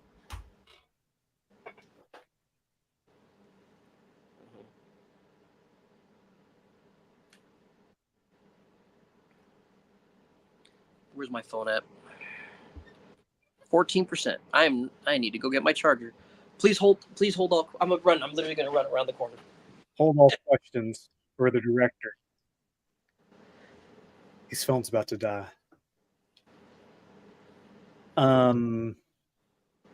These scenes look very summery. These shots. Yeah, it's because they got that major melon, the flavor of summer. I know. That's the taste of summer. You want to know what the summer tastes like in America? You get yourself a major melon Mountain Dew. Did you try the 4th of July Mountain Dew? What flavor was that? Well, they had a couple, but the one that I had that was really good was it was like the blue. It was like a lemonade. There was like a lemonade one, peach lemonade. No, I don't think so. I haven't had. I think the last new flavor I had was because whenever actually, I don't know. I don't even know. I don't know. It's probably with the RC boys at some point. Caleb probably gave me like a little shot of one. Yeah. A little shot. Shot of Mountain Dew. I'm doing some improv. There we go. Had to move up to the screen a little bit because I have a PS5 here that's going to charge this. Oh, nice. Peach lemonade. Peach lemonade. Peach lemonade was bomb. What are they thinking right? Oh, actually, no question here. We'll wait. Go ahead. I was gonna say what's going through Mason's head here. He made it. Like this is the first. Like the reason why we cut here in my head is that he sees it for the first time. That's like he can like this is his dream he never knew he had. It's like having people he can care about without feeling like he's in danger all the time. And like he can laugh finally. He can like enjoy life. Like the fact that this dumb quote just comes, like the fact that we all broke character, by the way, right here. When we start laughing, it's just all of us laughing because Ernesto makes a diarrhea joke. Mm-hmm. Was there a reason that you chose to skip over? I guess the time jump. Because there's a time jump here. Yep. Is there a particular reason, specifically with Gloria and Mason's relationship? They're pretty damn close in this scene. Yeah. Is there a reason you chose not to show any buildup? Because the first time they meet, it's pretty like traumatizing. The second time, she's having this intense conversation with her father. He's not really even there. And the next time we see him, they're pretty damn close. So what was the reasoning behind jumping over all of that and just getting right into the middle of the action pretty much? It's up to interpretation when it comes down to it, where I feel like it's the way I see it between them is that they have needed someone in their life that they can trust who also understands what they're going through, you know? They've both had family members who are a part of the business of killing people and hurting people and stealing from people and doing terrible things, that they understand each other, you know? And that's the reason why it's almost like when you see it, you're like, oh, that's weird. And then you're like, oh, wait, that kind of makes sense. Like they are kind of like, in a fucked up way, made it for each other. So you wanted that kind of abrupt nature to be like, oh wait, what's going on? Oh, okay. Yeah. Sort of thing. Yeah, because honestly, it's like even Mason's like, this is happening so fast. Like even in this scene, he's like, oh, that's not what's happening here. Trust me, that's not what's happening. And then Anna right here is like, hey, yo, listen. Nice. I ship. That's what she said right now. That's basically what she just said.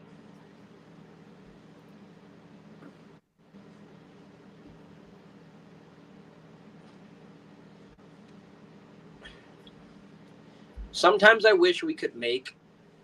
I wanted to make a chlorine reminiscing style movie about mine and Vanessa's character, but also it just didn't feel necessary, to say the least, because I think everything you need is right here. Like, especially in this scene right here. I know this shot very well. Yeah? I repurposed it. Did you really? LBS. Oh, shit. Okay, very cool. This shot's in LBS. Well, in a way. In a way. You'll see. You people will see. You'll see it. The viewers at home, all 5 of you watching. Mm-hmm. I don't use it how you think. Mm-hmm. Let's just put it that way. This was our second attempt at a dance scene because the first one got cut. And out of your movie. Yeah, exactly. So, but it might show up in another person's movie. Yeah. All I will say is I haven't danced with many people in my lifetime. And I will say this, is that this was very like, I was so like, oh dear. Like I was tensed up. That's all I will say. Like I literally looked like this, but just the entire time. Just 5.5. Mark Antonio Rios coming in hot with numbers and equations. He knew the numbers. What does 5.5 mean, Mark? I think because they were talking about numbers earlier. Oh, were they? Okay. Yeah. Damn, this is a mathematical film. This is some mathematics. Mm-hmm.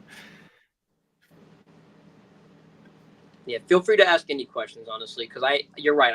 I haven't really had a chance to talk about all this stuff. Well, these are just things I'm curious as a viewer, as a fan. Oh, viewers, 5.5 viewers. Okay. Ah, there you go. Nice.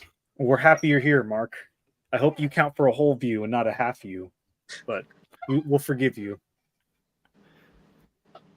All I will say in the future, if it's possible, there is a movie I would like to make where if it happened the way I'd want it to, and this is not, if Vanessa's watching this, please do not take this to don't make this be like me holding you at gunpoint.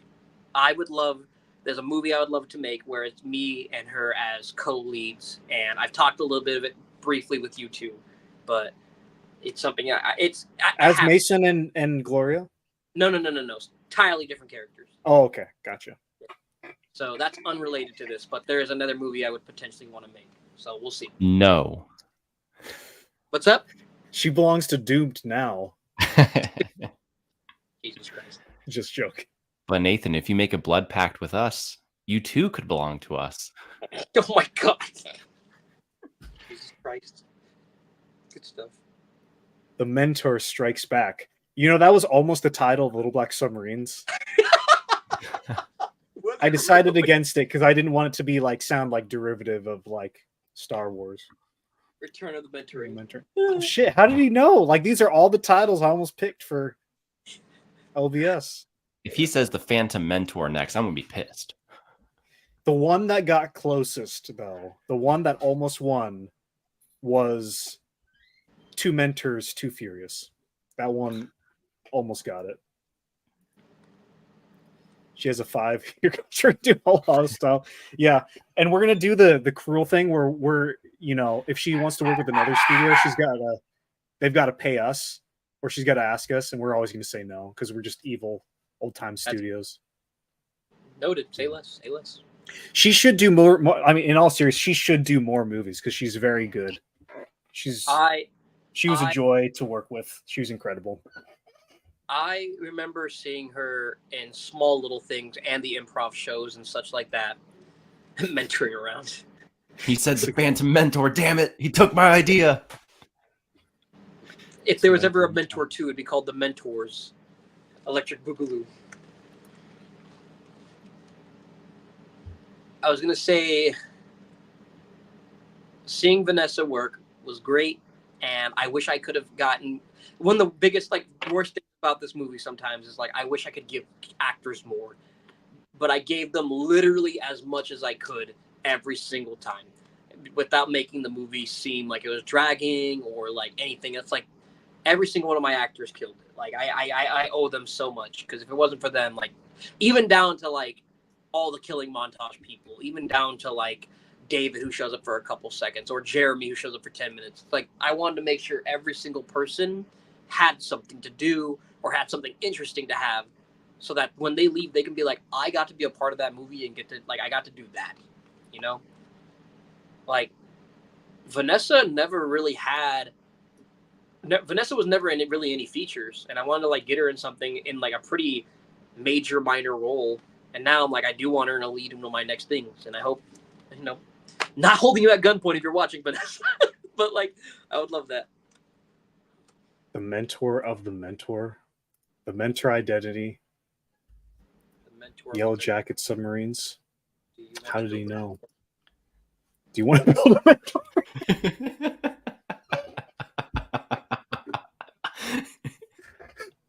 Big white airplanes. Big white aeroplanes. We almost called the movie The White Stripes, but it felt a little, I don't know. What's funny is if in the movie or in Little Black Submarines, there was like three records that like I took inspiration from because it was a really musical movie. One was El Camino, the Little Black Submarines song is on that record by the Black Keys, but then the other one was Little Broken Hearts. It's like there's a lot of little things in this movie. A lot of little songs. I love it. And there's a White Stripes song we use called Little Room. So Hell yeah. Mentor v Pool Boy. Oh snap. The mentor Lord. The mentor versus chlorine. The Mentos. Memento. So good. The fun never ends. You should just coast off the success of The Mentor and just keep making those movies forever. Just Mentor 56, you know. I almost did, man. That's the fucked up part. But I realized that I would never stop. It was one of those things where I had a sequel and a prequel in mind. That's the crazy part. I had movies in mind. The story of Glory.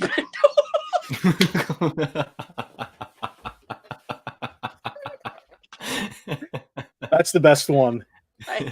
You win, Swamp TV. I think that's the best. You get a free ticket to the Little Black Submarine premiere. Yeah.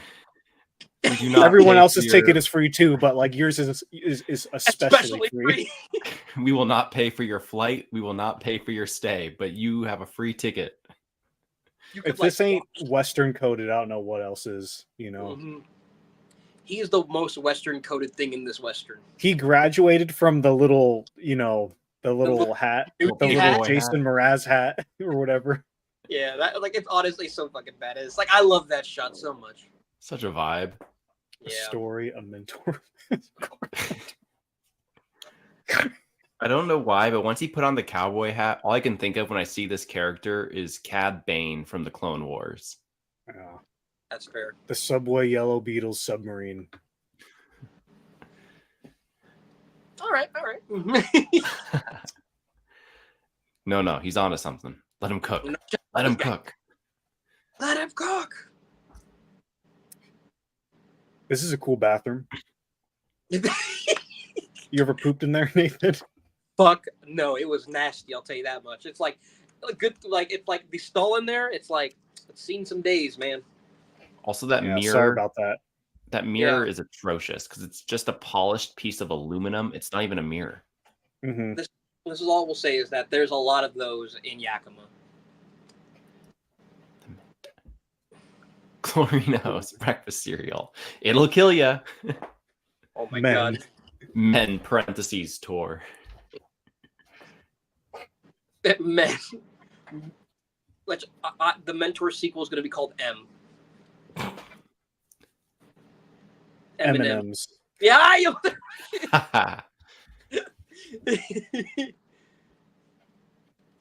Yes. A flashback. We made the screen a little bit bluer, so you would think it's a flashback. But what happened to the dog? Do they have the dog too? No. Let's just say let it go. No, the dog. They died. killed it. Oh no. Yeah, that's like That's what we infer in the movie. They're Tommy, like, oh yeah, no. they just killed the dog. Yellowstone-looking cowboy. Oh, we forgot that was Zach's cameo. Yeah, that was Zach's one cameo in this, and you wouldn't have known, which is good. Because I needed him to show the picture, and I needed him to show the like little note thing. It was like, yeah. This is where the movie takes a turn, where it's like, oh shit, there's some real stakes in this again. The wind is great. I know the wind was a pain for you in shooting, but the wind is great. It adds a lot to this over here. Mm-hmm. It worked out for this. Honestly, it worked out too well. What's the score from? So a lot of this movie is scored from Red Dead Redemption 2, a video game. You have yeed your last ha, Mason. You have yeed your last ha, Mason. Lightsaber comes out. That should have been the tagline for one of our movies. That's funny. I don't know what it is, but when she says that line, "Where's the fire?" Yeah, it feels like such a Shyamalan line. I mean that in a good way, because I feel like sometimes there'll be like these like emotional disconnects where like she's so happy and he's so like, yeah, everything's going bad, and I don't know. It just feels like a Shyamalan moment to me. I like it. I love Shyamalan. I appreciate it. I haven't seen any of his like last 5 movies, but I love that man. I love Trap's gonna be sick. I know Trap looks good. It does look good. I think Old was the most recent one I've seen. Was Old. Same. Yeah, I need to watch. What came after Old? Oh, it was Knock at the Cabin Door. He does like 2 a year. It's incredible. Yeah. His how quick he is with those movies. One more chlorine, Arthur Morgan. Gotta dip out. Go into the gym. Go get swole, my guy. You got it. Get them gains. Have fun, Bajima. Herc says hi, Nathan. Tell Herc I said hello as well, David. Thank you, kindly. You know Hercules? That's what we called him. No, Hercule Poirot. He's that detective in that one movie. Yes. Oh, real quick, who's this guy again? do that little PT Cruiser. Yep. One funny, I recognize that dent anywhere. I recognize that dent anywhere. Yeah, because it was a hit and run. I was parked outside my apartment. I come out. There's a dent in the car, and there was a note that said, "Hey, I'm your neighbor. I saw this guy hit your car and run off. Here's his license plate." I called the cops. They're like, "Oh, this license plate doesn't exist. Good luck with that." And I was stuck with this dent. That sucks. Yeah. That sucks. Could be worse. You know, I mean, the car could have been totally messed up. So, a dent is, I'll take that. Old is a hell of a time. Crazy but hilarious. Knock at the Cabin is more classic Shyamalan, emotional yet creepy, similar to Sixth Sense. I'm excited. I'm excited. PT Cruiser, the unofficial hit and run of the tour. Just you wait to see what a PT Cruiser can do. Just you wait until Little Black Submarines. That's all I'm going to say. Hey, Jordan, what were your thoughts during the scene? This scene? Yeah. Well, as this scene was improvised, and my character didn't know what was going on. It worked out. Jordan, the actor, had no idea what was going on. And so literally when I was in this scene, I was just like, I'm just dropping off this guy, but he's not getting out. I kind of just want him to get out so I can go. So if you're watching this trying to read any emotion, I mean, I guess it's death of the artist and all that, whatever. You can interpret however you want. In my head as the actor, I'm like, this guy just keeps yapping and I just want him to go so I can go do my next job. Because I'm like just trying to say anything to get him to get out pretty much. It's not a touching moment for him. He's not like, he doesn't want to savor this moment. He's like, I got more jobs to do. Let's wrap this up. I will say, yeah, go kill the guy or whatever. Just please get out. I mean, because he doesn't know what's about to happen. He has no context. I'll say this right now: is It's funny that you said that because I always think to myself, it's like if you look at this just the right way, you could probably think that Mason might even try to kill him because of like the way it's like all wrapping up, right? It's like I wonder if your character knows what's going on a little bit. No, no idea at all. Well, because of implied. I mean, when LBS comes out, you can piece together. There's some stuff going on in Dylan's life. He's not thinking about this guy. I will say this is that when I edited this, I edited it with the idea that you were just a little invested. Yeah. Well, that's what's cool. It's cool. There's no right answer. PT Cruiser CGI shot. You'll see.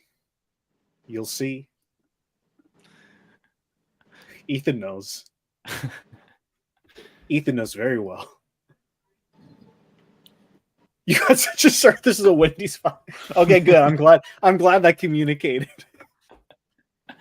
Of Dylan is just like, hey, this is just a job. The finger twitches as if he's reaching for a revolver. Love the homage. Yeah. The homage.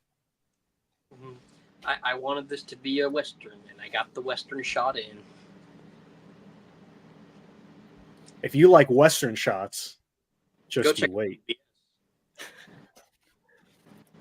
Getting some Texas Chainsaw vibes. Oh, you should have done the butt shot, the tracking, like low tracking up to the house. That would have been cool. Love those shots. You should have offered it up while you're there, since you were there. I know, we were literally there for that scene. Hey, you were literally right there for that shot, you sons of bitches. Then tell me this stuff. I know. Like, no, I didn't know. You sons of bitches. We really didn't know. We knew it was supposed to be like, I think what had been described to us is like, Jordan's going to drop me off at a location just for the climax. It's a big moment. We didn't know if it was at the end necessarily, or the beginning, the middle. We didn't know like the context behind everything. Which is we were fair. Just like, you know. No, I think the way this sequence is cut is great. I wouldn't change any of it, honestly. Well, thank you.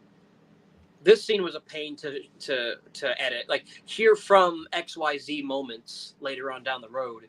Mm-hmm. But like this was like, you remember in the rough cut, this was like a 30-minute segment, like all of this. Yeah. But now it's 15 minutes, which is crazy. Who is that on the wall? That is random. That is your favorite Martian, which is super random, a YouTuber that when I walked in there, I was like, what are you doing here, Ray William Johnson? He's doing pretty good on TikTok these days. It's funny to see him pop up. Yeah, he acted in a couple things, and honestly, I wish he would keep on acting, because I'd like, hey, listen, Ray, I love your stuff. Come be in one of our movies. When I was in middle school, I would show up slightly late, and if you showed up late, you had to wait in the cafeteria for the first 30 minutes. And so me and the other kind of like, you know, the hooligans, the no good, the tricksters or whatever, we would watch like Equals 3 every morning pretty much. Or like whatever YouTube video was out, like he was on that rotation. I miss Equals 3 sometimes, but don't get me wrong, like with the times, like I think the humor definitely evolved, to say the least. Oh, I haven't seen it since middle school. Yeah, I don't want to rewatch it. I'm scared of, you know, what I might see. All I will say is that, damn, man, it's just like the humor is different from nowadays. Oh yeah.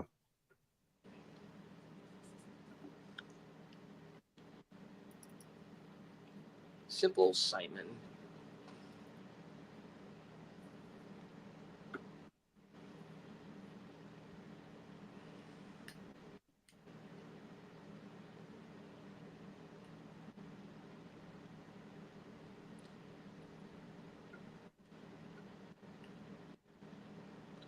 Mm-hmm. I love Riley Rewind. That's one of my favorites of all time. I think I saw that one, and I definitely saw Video Game High School. Video Game High School was so cool. That just BGHS was wild. That was incredible. Nathan, talk about the costumes and character design. How did I design Ernesto's costume? Well, I called up our costumer. I told them to get Ernesto's measurements.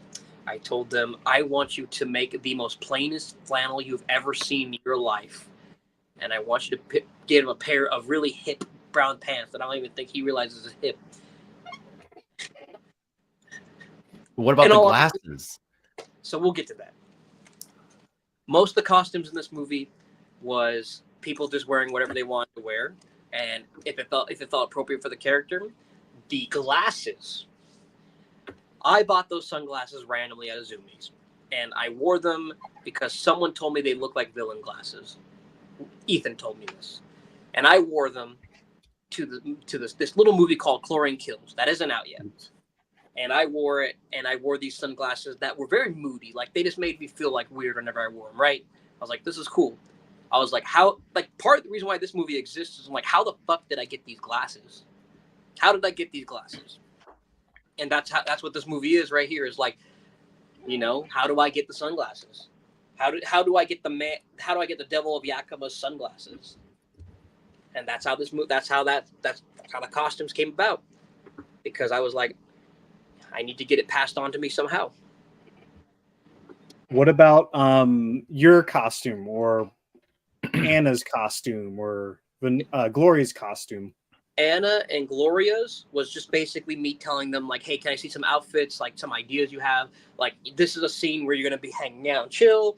This is a scene where you're doing this, and they would just send me different versions, right? It worked out. Mm-hmm. Then I would just kind of pick from there, and I just wanted them to mostly be comfortable on set.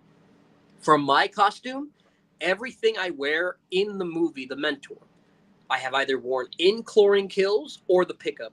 Like, the maroon shirt I'm wearing right here is the one I wear in the pickup. Like, I didn't just wear any kind of clothing. Like, I had a lot of different options, but everything I was wearing had to make sense somehow to me. Mm-hmm. Mm-hmm. Like, all the button-ups I wear them in Chlorine Kills. And then in this, I wear some of those button-ups. Hell, you boys all have my button-ups. Because I gifted them to you. As preventative measure, you're like, boys, I'm going to want to make more chlorine. I must give you my shirt so I cannot make more chlorine. And I hate to admit that is partially why I did it. Ernesto Riz. Talk more about this scene, Nathan, because this scene you cut down quite a bit. Talk about shooting it and then how you edited it. I wanted this to be a super climactic chase scene where it's like us, like a really tense moment for like 10 minutes just following this. But hearing Ernesto make and crack jokes for 10 minutes kind of takes you out of the mood, and the tension just slows down to a halt. So I basically just trimmed this scene down in like a third of it. So this scene used to be like 10 minutes long itself. Like, this run through the trees part was longer in the original edit. But now it's like, again, it just flows. It flows a little bit better. Yeah, this was like a 10-minute scene. Like it was in the OG cut. I remember that. Yep. Yep.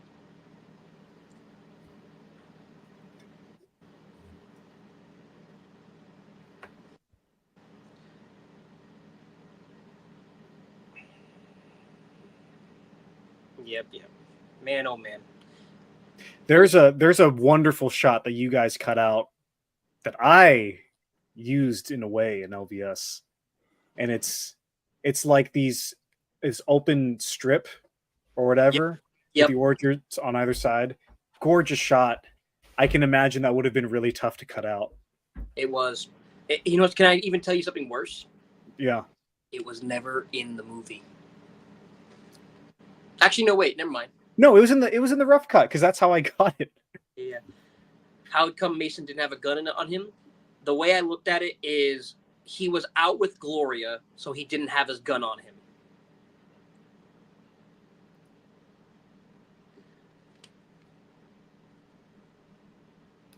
Very cool. But to answer your question, though, so yeah, but Mason didn't have a gun on him because he was with Gloria, and Alvaro always has that thing on him. Let's see, I have those exact glasses in the scene in a certain project. Very cool, dude. Very, very cool.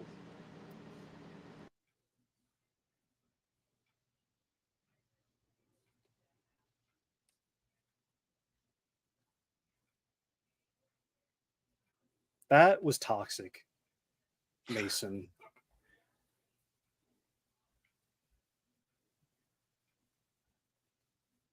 Can't do that to your girlfriend's mentor. Papa. Your mentor. He let you inside his home. He taught you what you know, what you know. He let you inside his heart. You're dating his daughter. That's not a cool move. Toxic. Toxicity.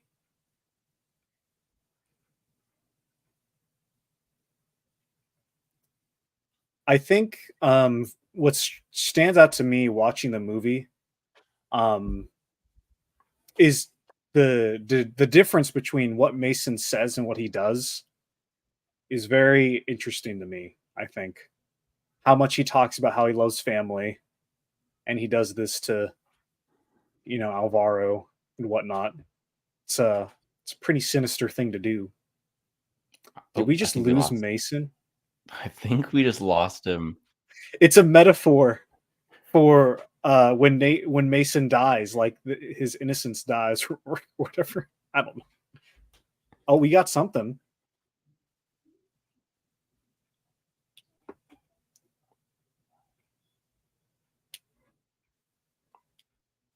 I like Nathan's performance here. I buy it.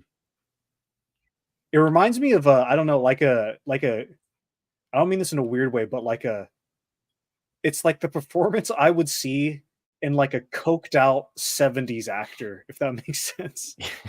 Like he goes all for it. Like, you know what I mean? Like it's 110%. Very, it's like way more of like the James Dean kind of expressionist kind of acting rather than like realism and naturalism in like a great, wonderful way.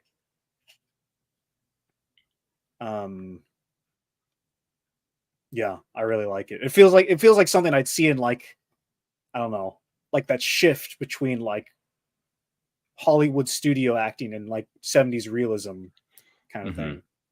I don't know. That might be way too. I don't know if I made sense. I like his choices here. Oh wait, he's back. Hello. What happened? You just killed a man. I did. That was just bad timing to lose connection from the internet. Best kill of the movie, says Mark. I wanted this to be the gut punch right here from everyone. I wanted this to be like the holy shit, the mentor is dead.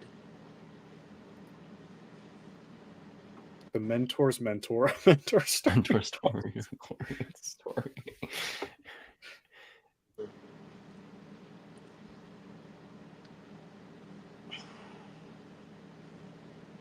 This is why? Oh, go ahead. Go ahead. No, you go ahead. No. I have nothing. You're the director. You gotta.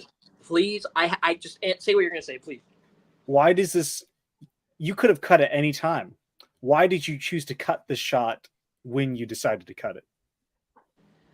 Because I genuinely wanted it to sink into people's head. Like, there's a lot happening. Like, I take a picture of his body. You still see me mourning, and I want people to experience what Mason is experiencing in this moment.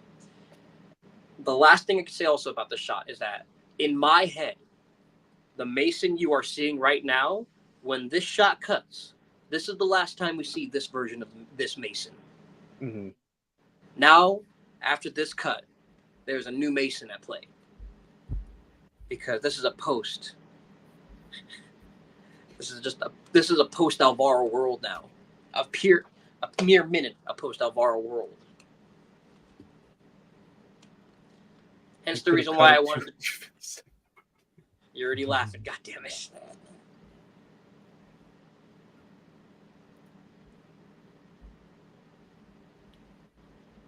This was Brooke's first day shooting, by the way. I like how Mason puts her into like a headlock, like as a hug. Like his hug looks like a headlock. There's something interesting there in the blocking. Yeah. Of like, I care, but like physically, if I turn the sound off, it looks like he's choking her almost. Mm-hmm. That's fair. I just wanted to be like, I'm just in a fit. Like, I just want to make sure she was okay. I just run in and just grab her. I'm just like, I'm so glad you're okay. This scene is my favorite moment, acting moment in the entire film. To answer your question, though, Swamp, I just chose to leave it right where it's at for the cut, because honestly, I just want people to sit with that moment as long as they possibly can until it just feels. My heart told me that was the moment to cut. Editing is not a science; it's a feeling. thing. I strongly believe that. Like you that. watch one shot, and if you cut it too soon, you'll feel it. If you cut it, too late, you'll feel it. You'll feel it. But there's no way you can really explain it other than just like it's a feeling. It's like music. You just kind of have to feel it.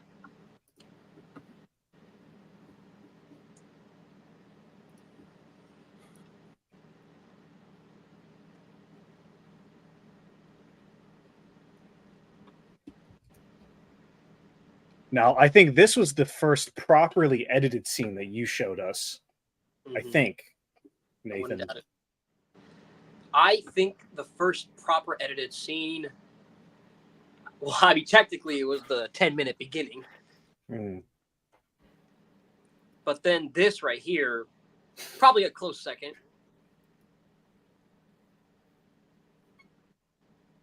Hello, it's me.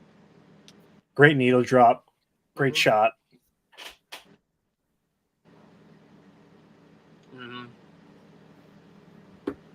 Yeah. Personally, it could have done with 62 milliseconds. Yeah. It's a tricky thing. Knowing shot length. It's just a feeling. Just a feeling.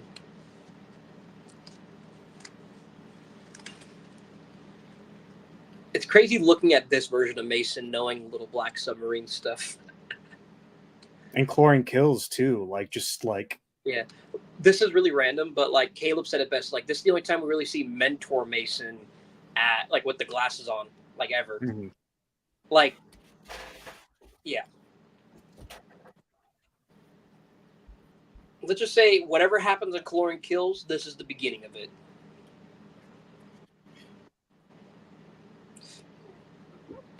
Hold on. I never do this. I need to see that again. You son of a bitch! You're gonna make me have to. Fine, no, I'm fine. Okay, I won't do that. Okay. I love that. We'll have to go back. Ethan, there's two of you. What is happening? I don't know. This is crazy. It just kicked me out. See, that's what it did to me a second ago. Weird. Shot can feel long enough when shooting or animating, then realize it's way too short in the editing, and you're low key screwed. Yeah, I know that for sure. Happens all right. I always tell people like, hit record before action is called, and don't hit record. Don't hit cut. Even when someone says cut, don't hit cut. Like, let it go for another 5 seconds. Yeah, at least, because some people, a lot of younger filmmakers, they'll get the line and they'll just hit stop right after they get what they get. It's like, no. You're not leaving yourself very much room to play around in the editing. You don't know. That's something even though I have a lot of long takes in this movie, that's something I'm gonna do in the next movie where it's just like I need a lot of like silence and a lot more time to cut around things. Yeah, for sure. And then the final Caleb shot. Spoilers. I think you did a really good job, Mason. No, Nathan, at balancing the Caleb storyline, this kind of weird kind of C plot, I guess you would call it. Yeah. Because like you really convey who Caleb's character is to Mason, what he kind of represents, that point in time in Mason's life, and keeping that as a through line. I think it's balanced really well, the way the flashbacks and everything throughout the Mentor. It's something where his dream kind of becomes mine. Where it's like, Caleb, where are you? He's in the movie. Oh, he's at work. Okay. Yeah, he's at work. Caleb Robinson, everybody. Producer, cinematographer. Man with the beard and the butt crack. He did many things on the Mentor. Oh, many things. Many things. He supplied the Mountain Dew for this movie. The Mountain Dew on-set Mountain Dew expert. He's the on-set Dew expert. It's like how there's an intimacy coordinator in films now. There's a Mountain Dew coordinator on film productions now. You must caress the dew. That's not what I meant, but okay. Moving on. That was quite a pose. That was quite a pose. What pose? Maybe he's a time traveler. He might be ahead of us. Was there a stunt double for the Mountain Dew? No, maybe he does his own stunts. The delays curse me again. That sounds like a pirate sentence. Yeah. Oh, that was quite a delays curse me again. I think Davy Jones said that once. Yes. We actually took that picture there. So this is the first stuff you guys shot, correct? Yep, this like right here. Nice. This is the first day of shooting. The true Mason scene.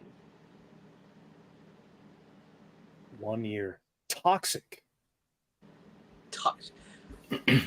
Now you can be like, oh, maybe he wasn't good for Gloria. maybe it was probably best. Maybe he shouldn't have. You mean we should have known that when he broke into her car and made her cry? No, you're crazy. You're telling me that's not what you should do when you're trying to meet a lady? So basically, I've been doing this dating thing all wrong. Mason, I couldn't grow out the full beard. I only had the neck beard. Okay.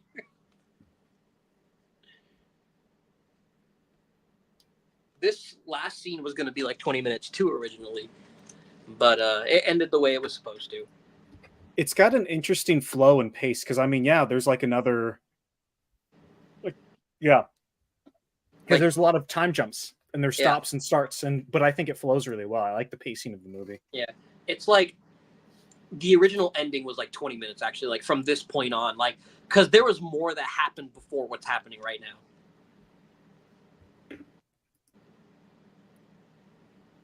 Yeah, you know what's up. My facial hair has gotten better since then. That's all I can say. So my plan is to grow out an actual beard, hopefully at some point for one of my next movies.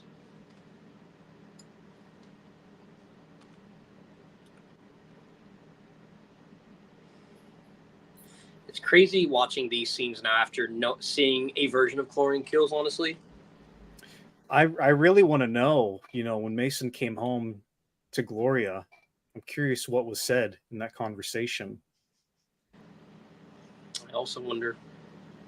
I'm very curious how he explained that to her. And we will never know. Yeah. Even if someone did hypothetically shoot a scene, they'd probably do it in dream sequence form. I mean, cinema is a dream. Okay. It's all a dream. This is the first day of shooting, and this is like first time Vanessa and I were at. There was more stuff with Vanessa at this point too, but this is huge story. I got pulled up by somebody at work experiencing drug induced. Oh my god! Oh my goodness! What an incredible Alex, story! Stop everything you're doing. Make a movie about that, okay? I want to see this movie. I do. Let's stop watching The Mentor and go watch that movie. We're shooting it right now, boys. Oh, yes, while we speak. This is something I can say about Chlorine Kills is literally when you first see me in Chlorine Kills, I'm wearing this exact outfit.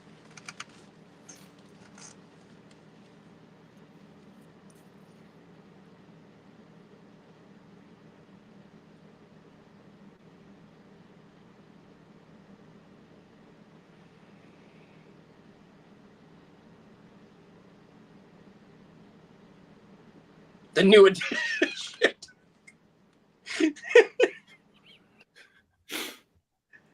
Yep. That's Alex Clegg. I have that picture. This song is ingrained into my brain as like the Mentor song now. Oh, yeah. It was all Caleb's idea, might I mention. Like, this song was Caleb's idea. If he hadn't brought right it there. up. It's so good. It might have been used in another film. Was it? I mean, who's to say? Oh my goodness. Just need a tie-in. What if the Australian Chlorine movie is like we shoot like a thing of Ernesto like losing a suitcase full of like drugs, Oh my and goodness, no. never know how, and it ends up in Australia, and it's like this MacGuffin. That's what it could be.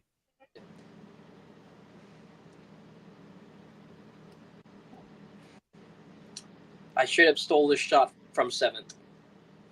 It's a good shot. It is. And by the way, that plane was not planned, by the way. But it turned out great. It did.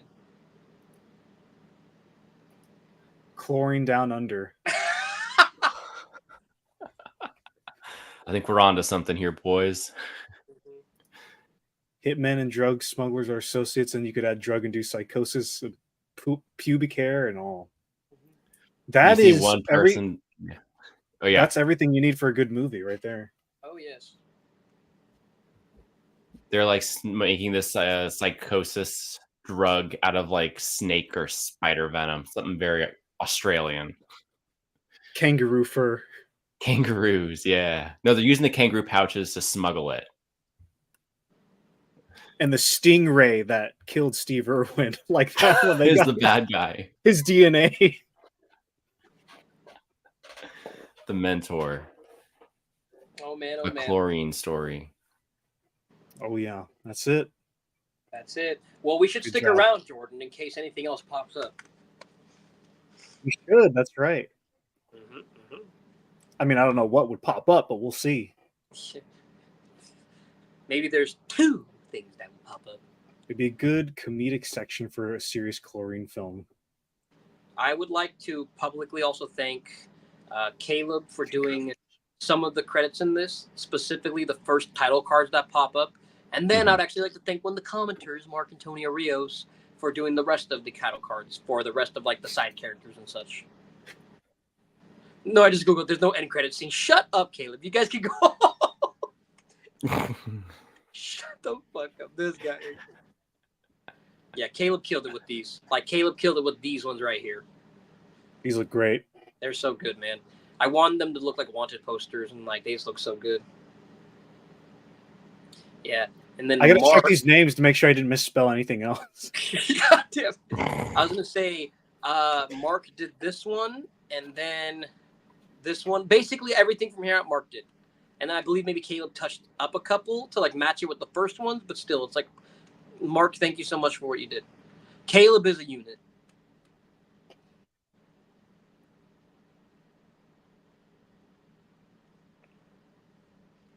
Such a unit.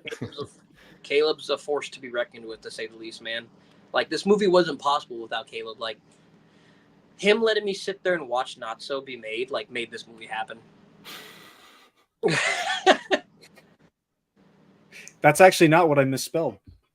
I misspelled something else. Oh, what's this? Oh. I've been to that pool. Me too. Me 3. Mm-hmm. So I heard you clean pools. I also fell asleep on the lawn to the left. Yeah, you did. It was like a really quick 2-second nap, and then you felt really rejuvenated for the rest of the day somehow. We all had our low moments on that trip where we just like disappeared from existence. That trip was the most fun and the most terrible I've ever felt after getting off of a plane. Mason will return in Chlorine Kills. They're making another one? What? Just kidding. They're bleeding the franchise dry. Man, good thing that's the only after credits scene in this.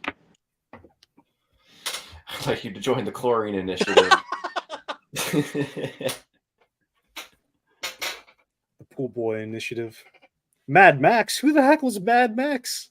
The guy Tony Lewis, you idiot. Mad Max was the guy with the skull mask. I was like, hey, what do you want to name this guy? Not enough fools. Dude, my same criticism. Very cool, very cool. John Chlorine. John Chlorine.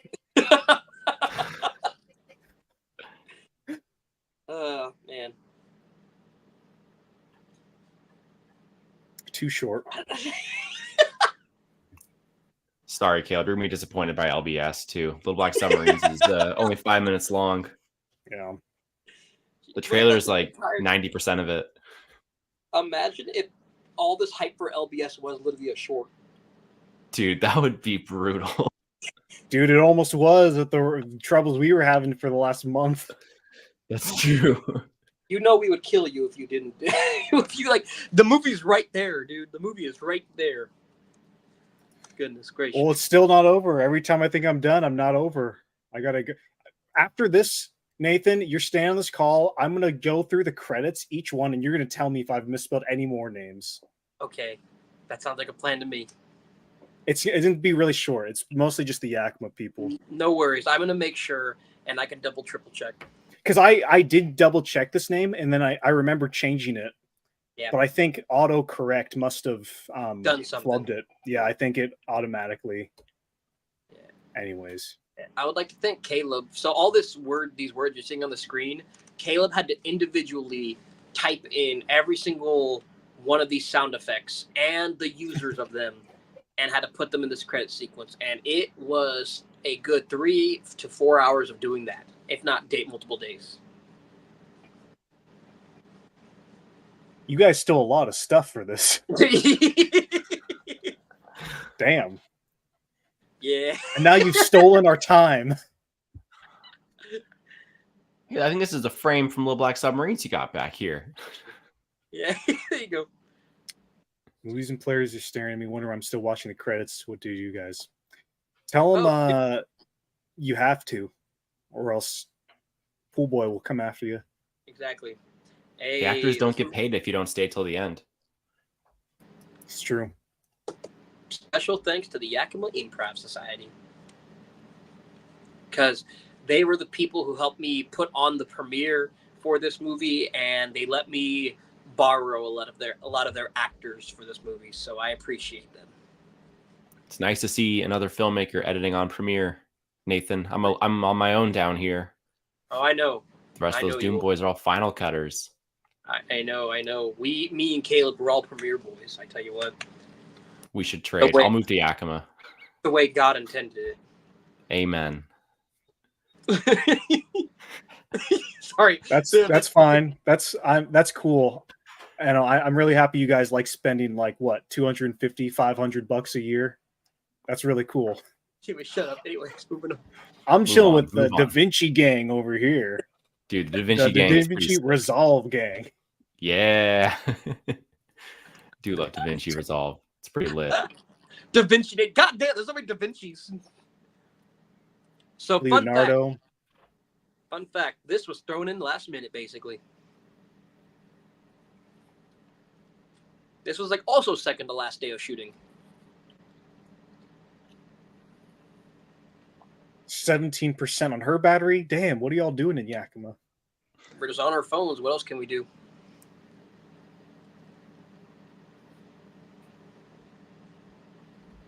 Oh, snap. Wishing you to tell her. Oh, no. Oh, dear God. This was one of my favorite things that we got to do, Jordan. I tell you what. It was a blessing. A blessing. Let's look at this 9-month-old color grade. Oh, yeah. This is not what the movie looks like. No. And there's a lot of deleted stuff in this. Mm-hmm. Yes. And that's a FYI for anyone who's been watching all the trailers for LBS. There's a lot of altered or deleted stuff in the trailers to keep people on their toes. Mm-hmm, mm-hmm. I do miss this trailer. This is a good. I like the vibe of it with the acoustic. Yeah. It worked very well for the Mentor too. Like I remember we used one of the other trailers and it was just too upbeat because like it kind of took you out of it. But this movie makes you go, "Oh shit, there's even more dread to come." I would say the best way. I mean, if you're here, it's kind of too late. But I would say the best way to get the full immersive experience probably is to like watch the Mentor and then LBS right after. I kind of disagree. I feel like because like I don't know. It's like I feel like there needs to be at least a week time between them because then it like adds a little bit of like you sit with the Mentor for a bit and you're like, wow, that sucks that happened. And then you watch LBS and you're like, wow. He's pissed. What's he pissed about? Little Black Submarines, a chlorine story. How hey, amazing. 2024. It'd be crazy if that movie came out in a week from today. That'd be nuts. Oh man, that'd be wild. That'd be wild. Yeah, let me find a hold on. Let me find a good off the rails. Donald Trump calls The Mentor. So what are you trying to do? I'm trying to find just a good. Oh, there it is. The Mentor. Oh shit! Where'd it go? Use the arrow keys. 5 seconds back. There you go. Oh, there we go. That's my face. The Mentor. Beautiful. Actually, go forward a little bit. Go forward a little bit. Oh wait, there's like 5. Okay. Bye, Caleb. Okay, there you go. That's good enough. I want to have the chlorine story. What are you begging me? Okay, so if you're begging for the same thing I think you're begging for, yes. Little Black. Stop on the frame of the guy falling off the chair in the paint me. Let's do it. That's definitely my favorite. Hold on, it's back. Right? Yep, right there.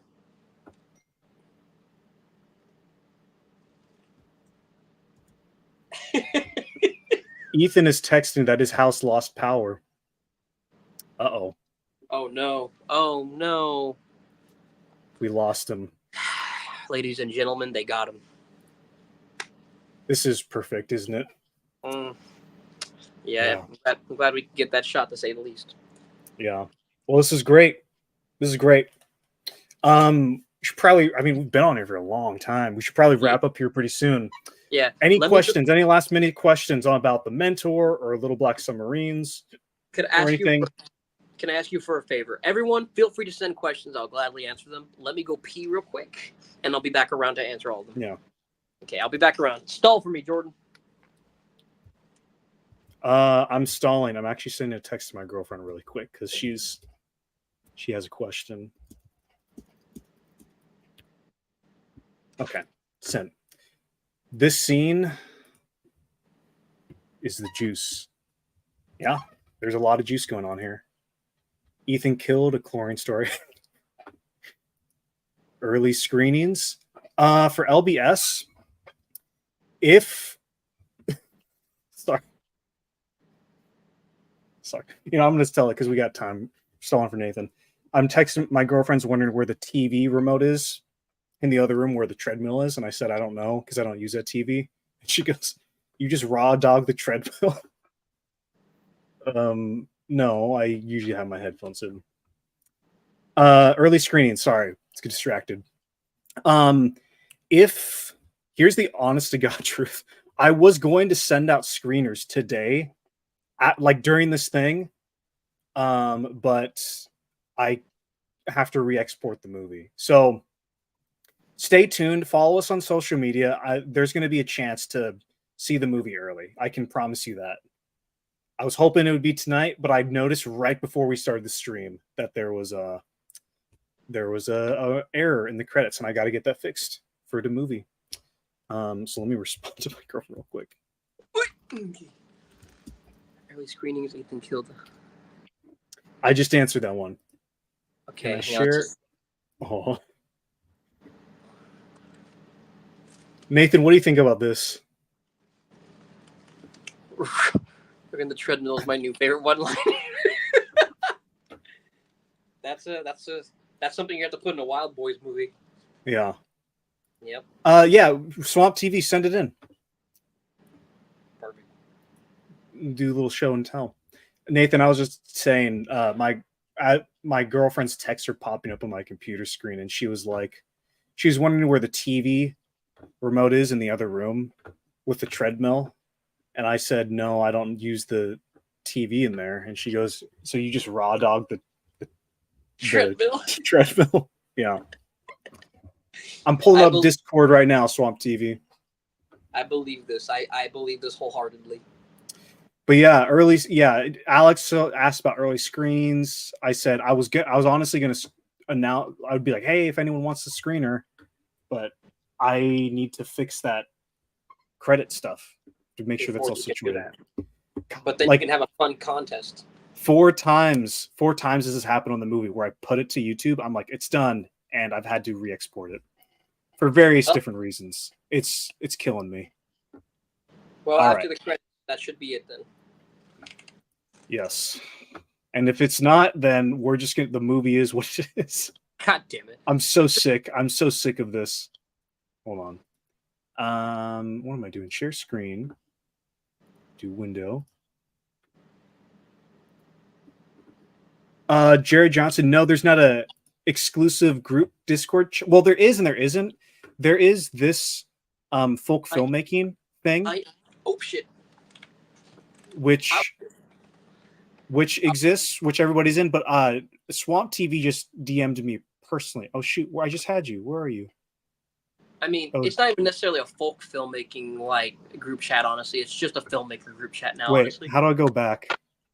I don't use to see the thing that Swamp TV just sent me. Well, you go to his marker thing. Where is that? Go to the Discord logo up at the top left, I think. Right here? Yeah. Oh, okay. There it is. Okay, here's what we got. Ooh, I like it. Very nice. Very nice. Beautiful. Alex, you got to collab with Swamp TV on your next Star Wars short or something. My goodness. I like it. I also like it. Did you animate those? Did you keyframe those movements? Because that looks really good. I like that. That's so cool, honestly.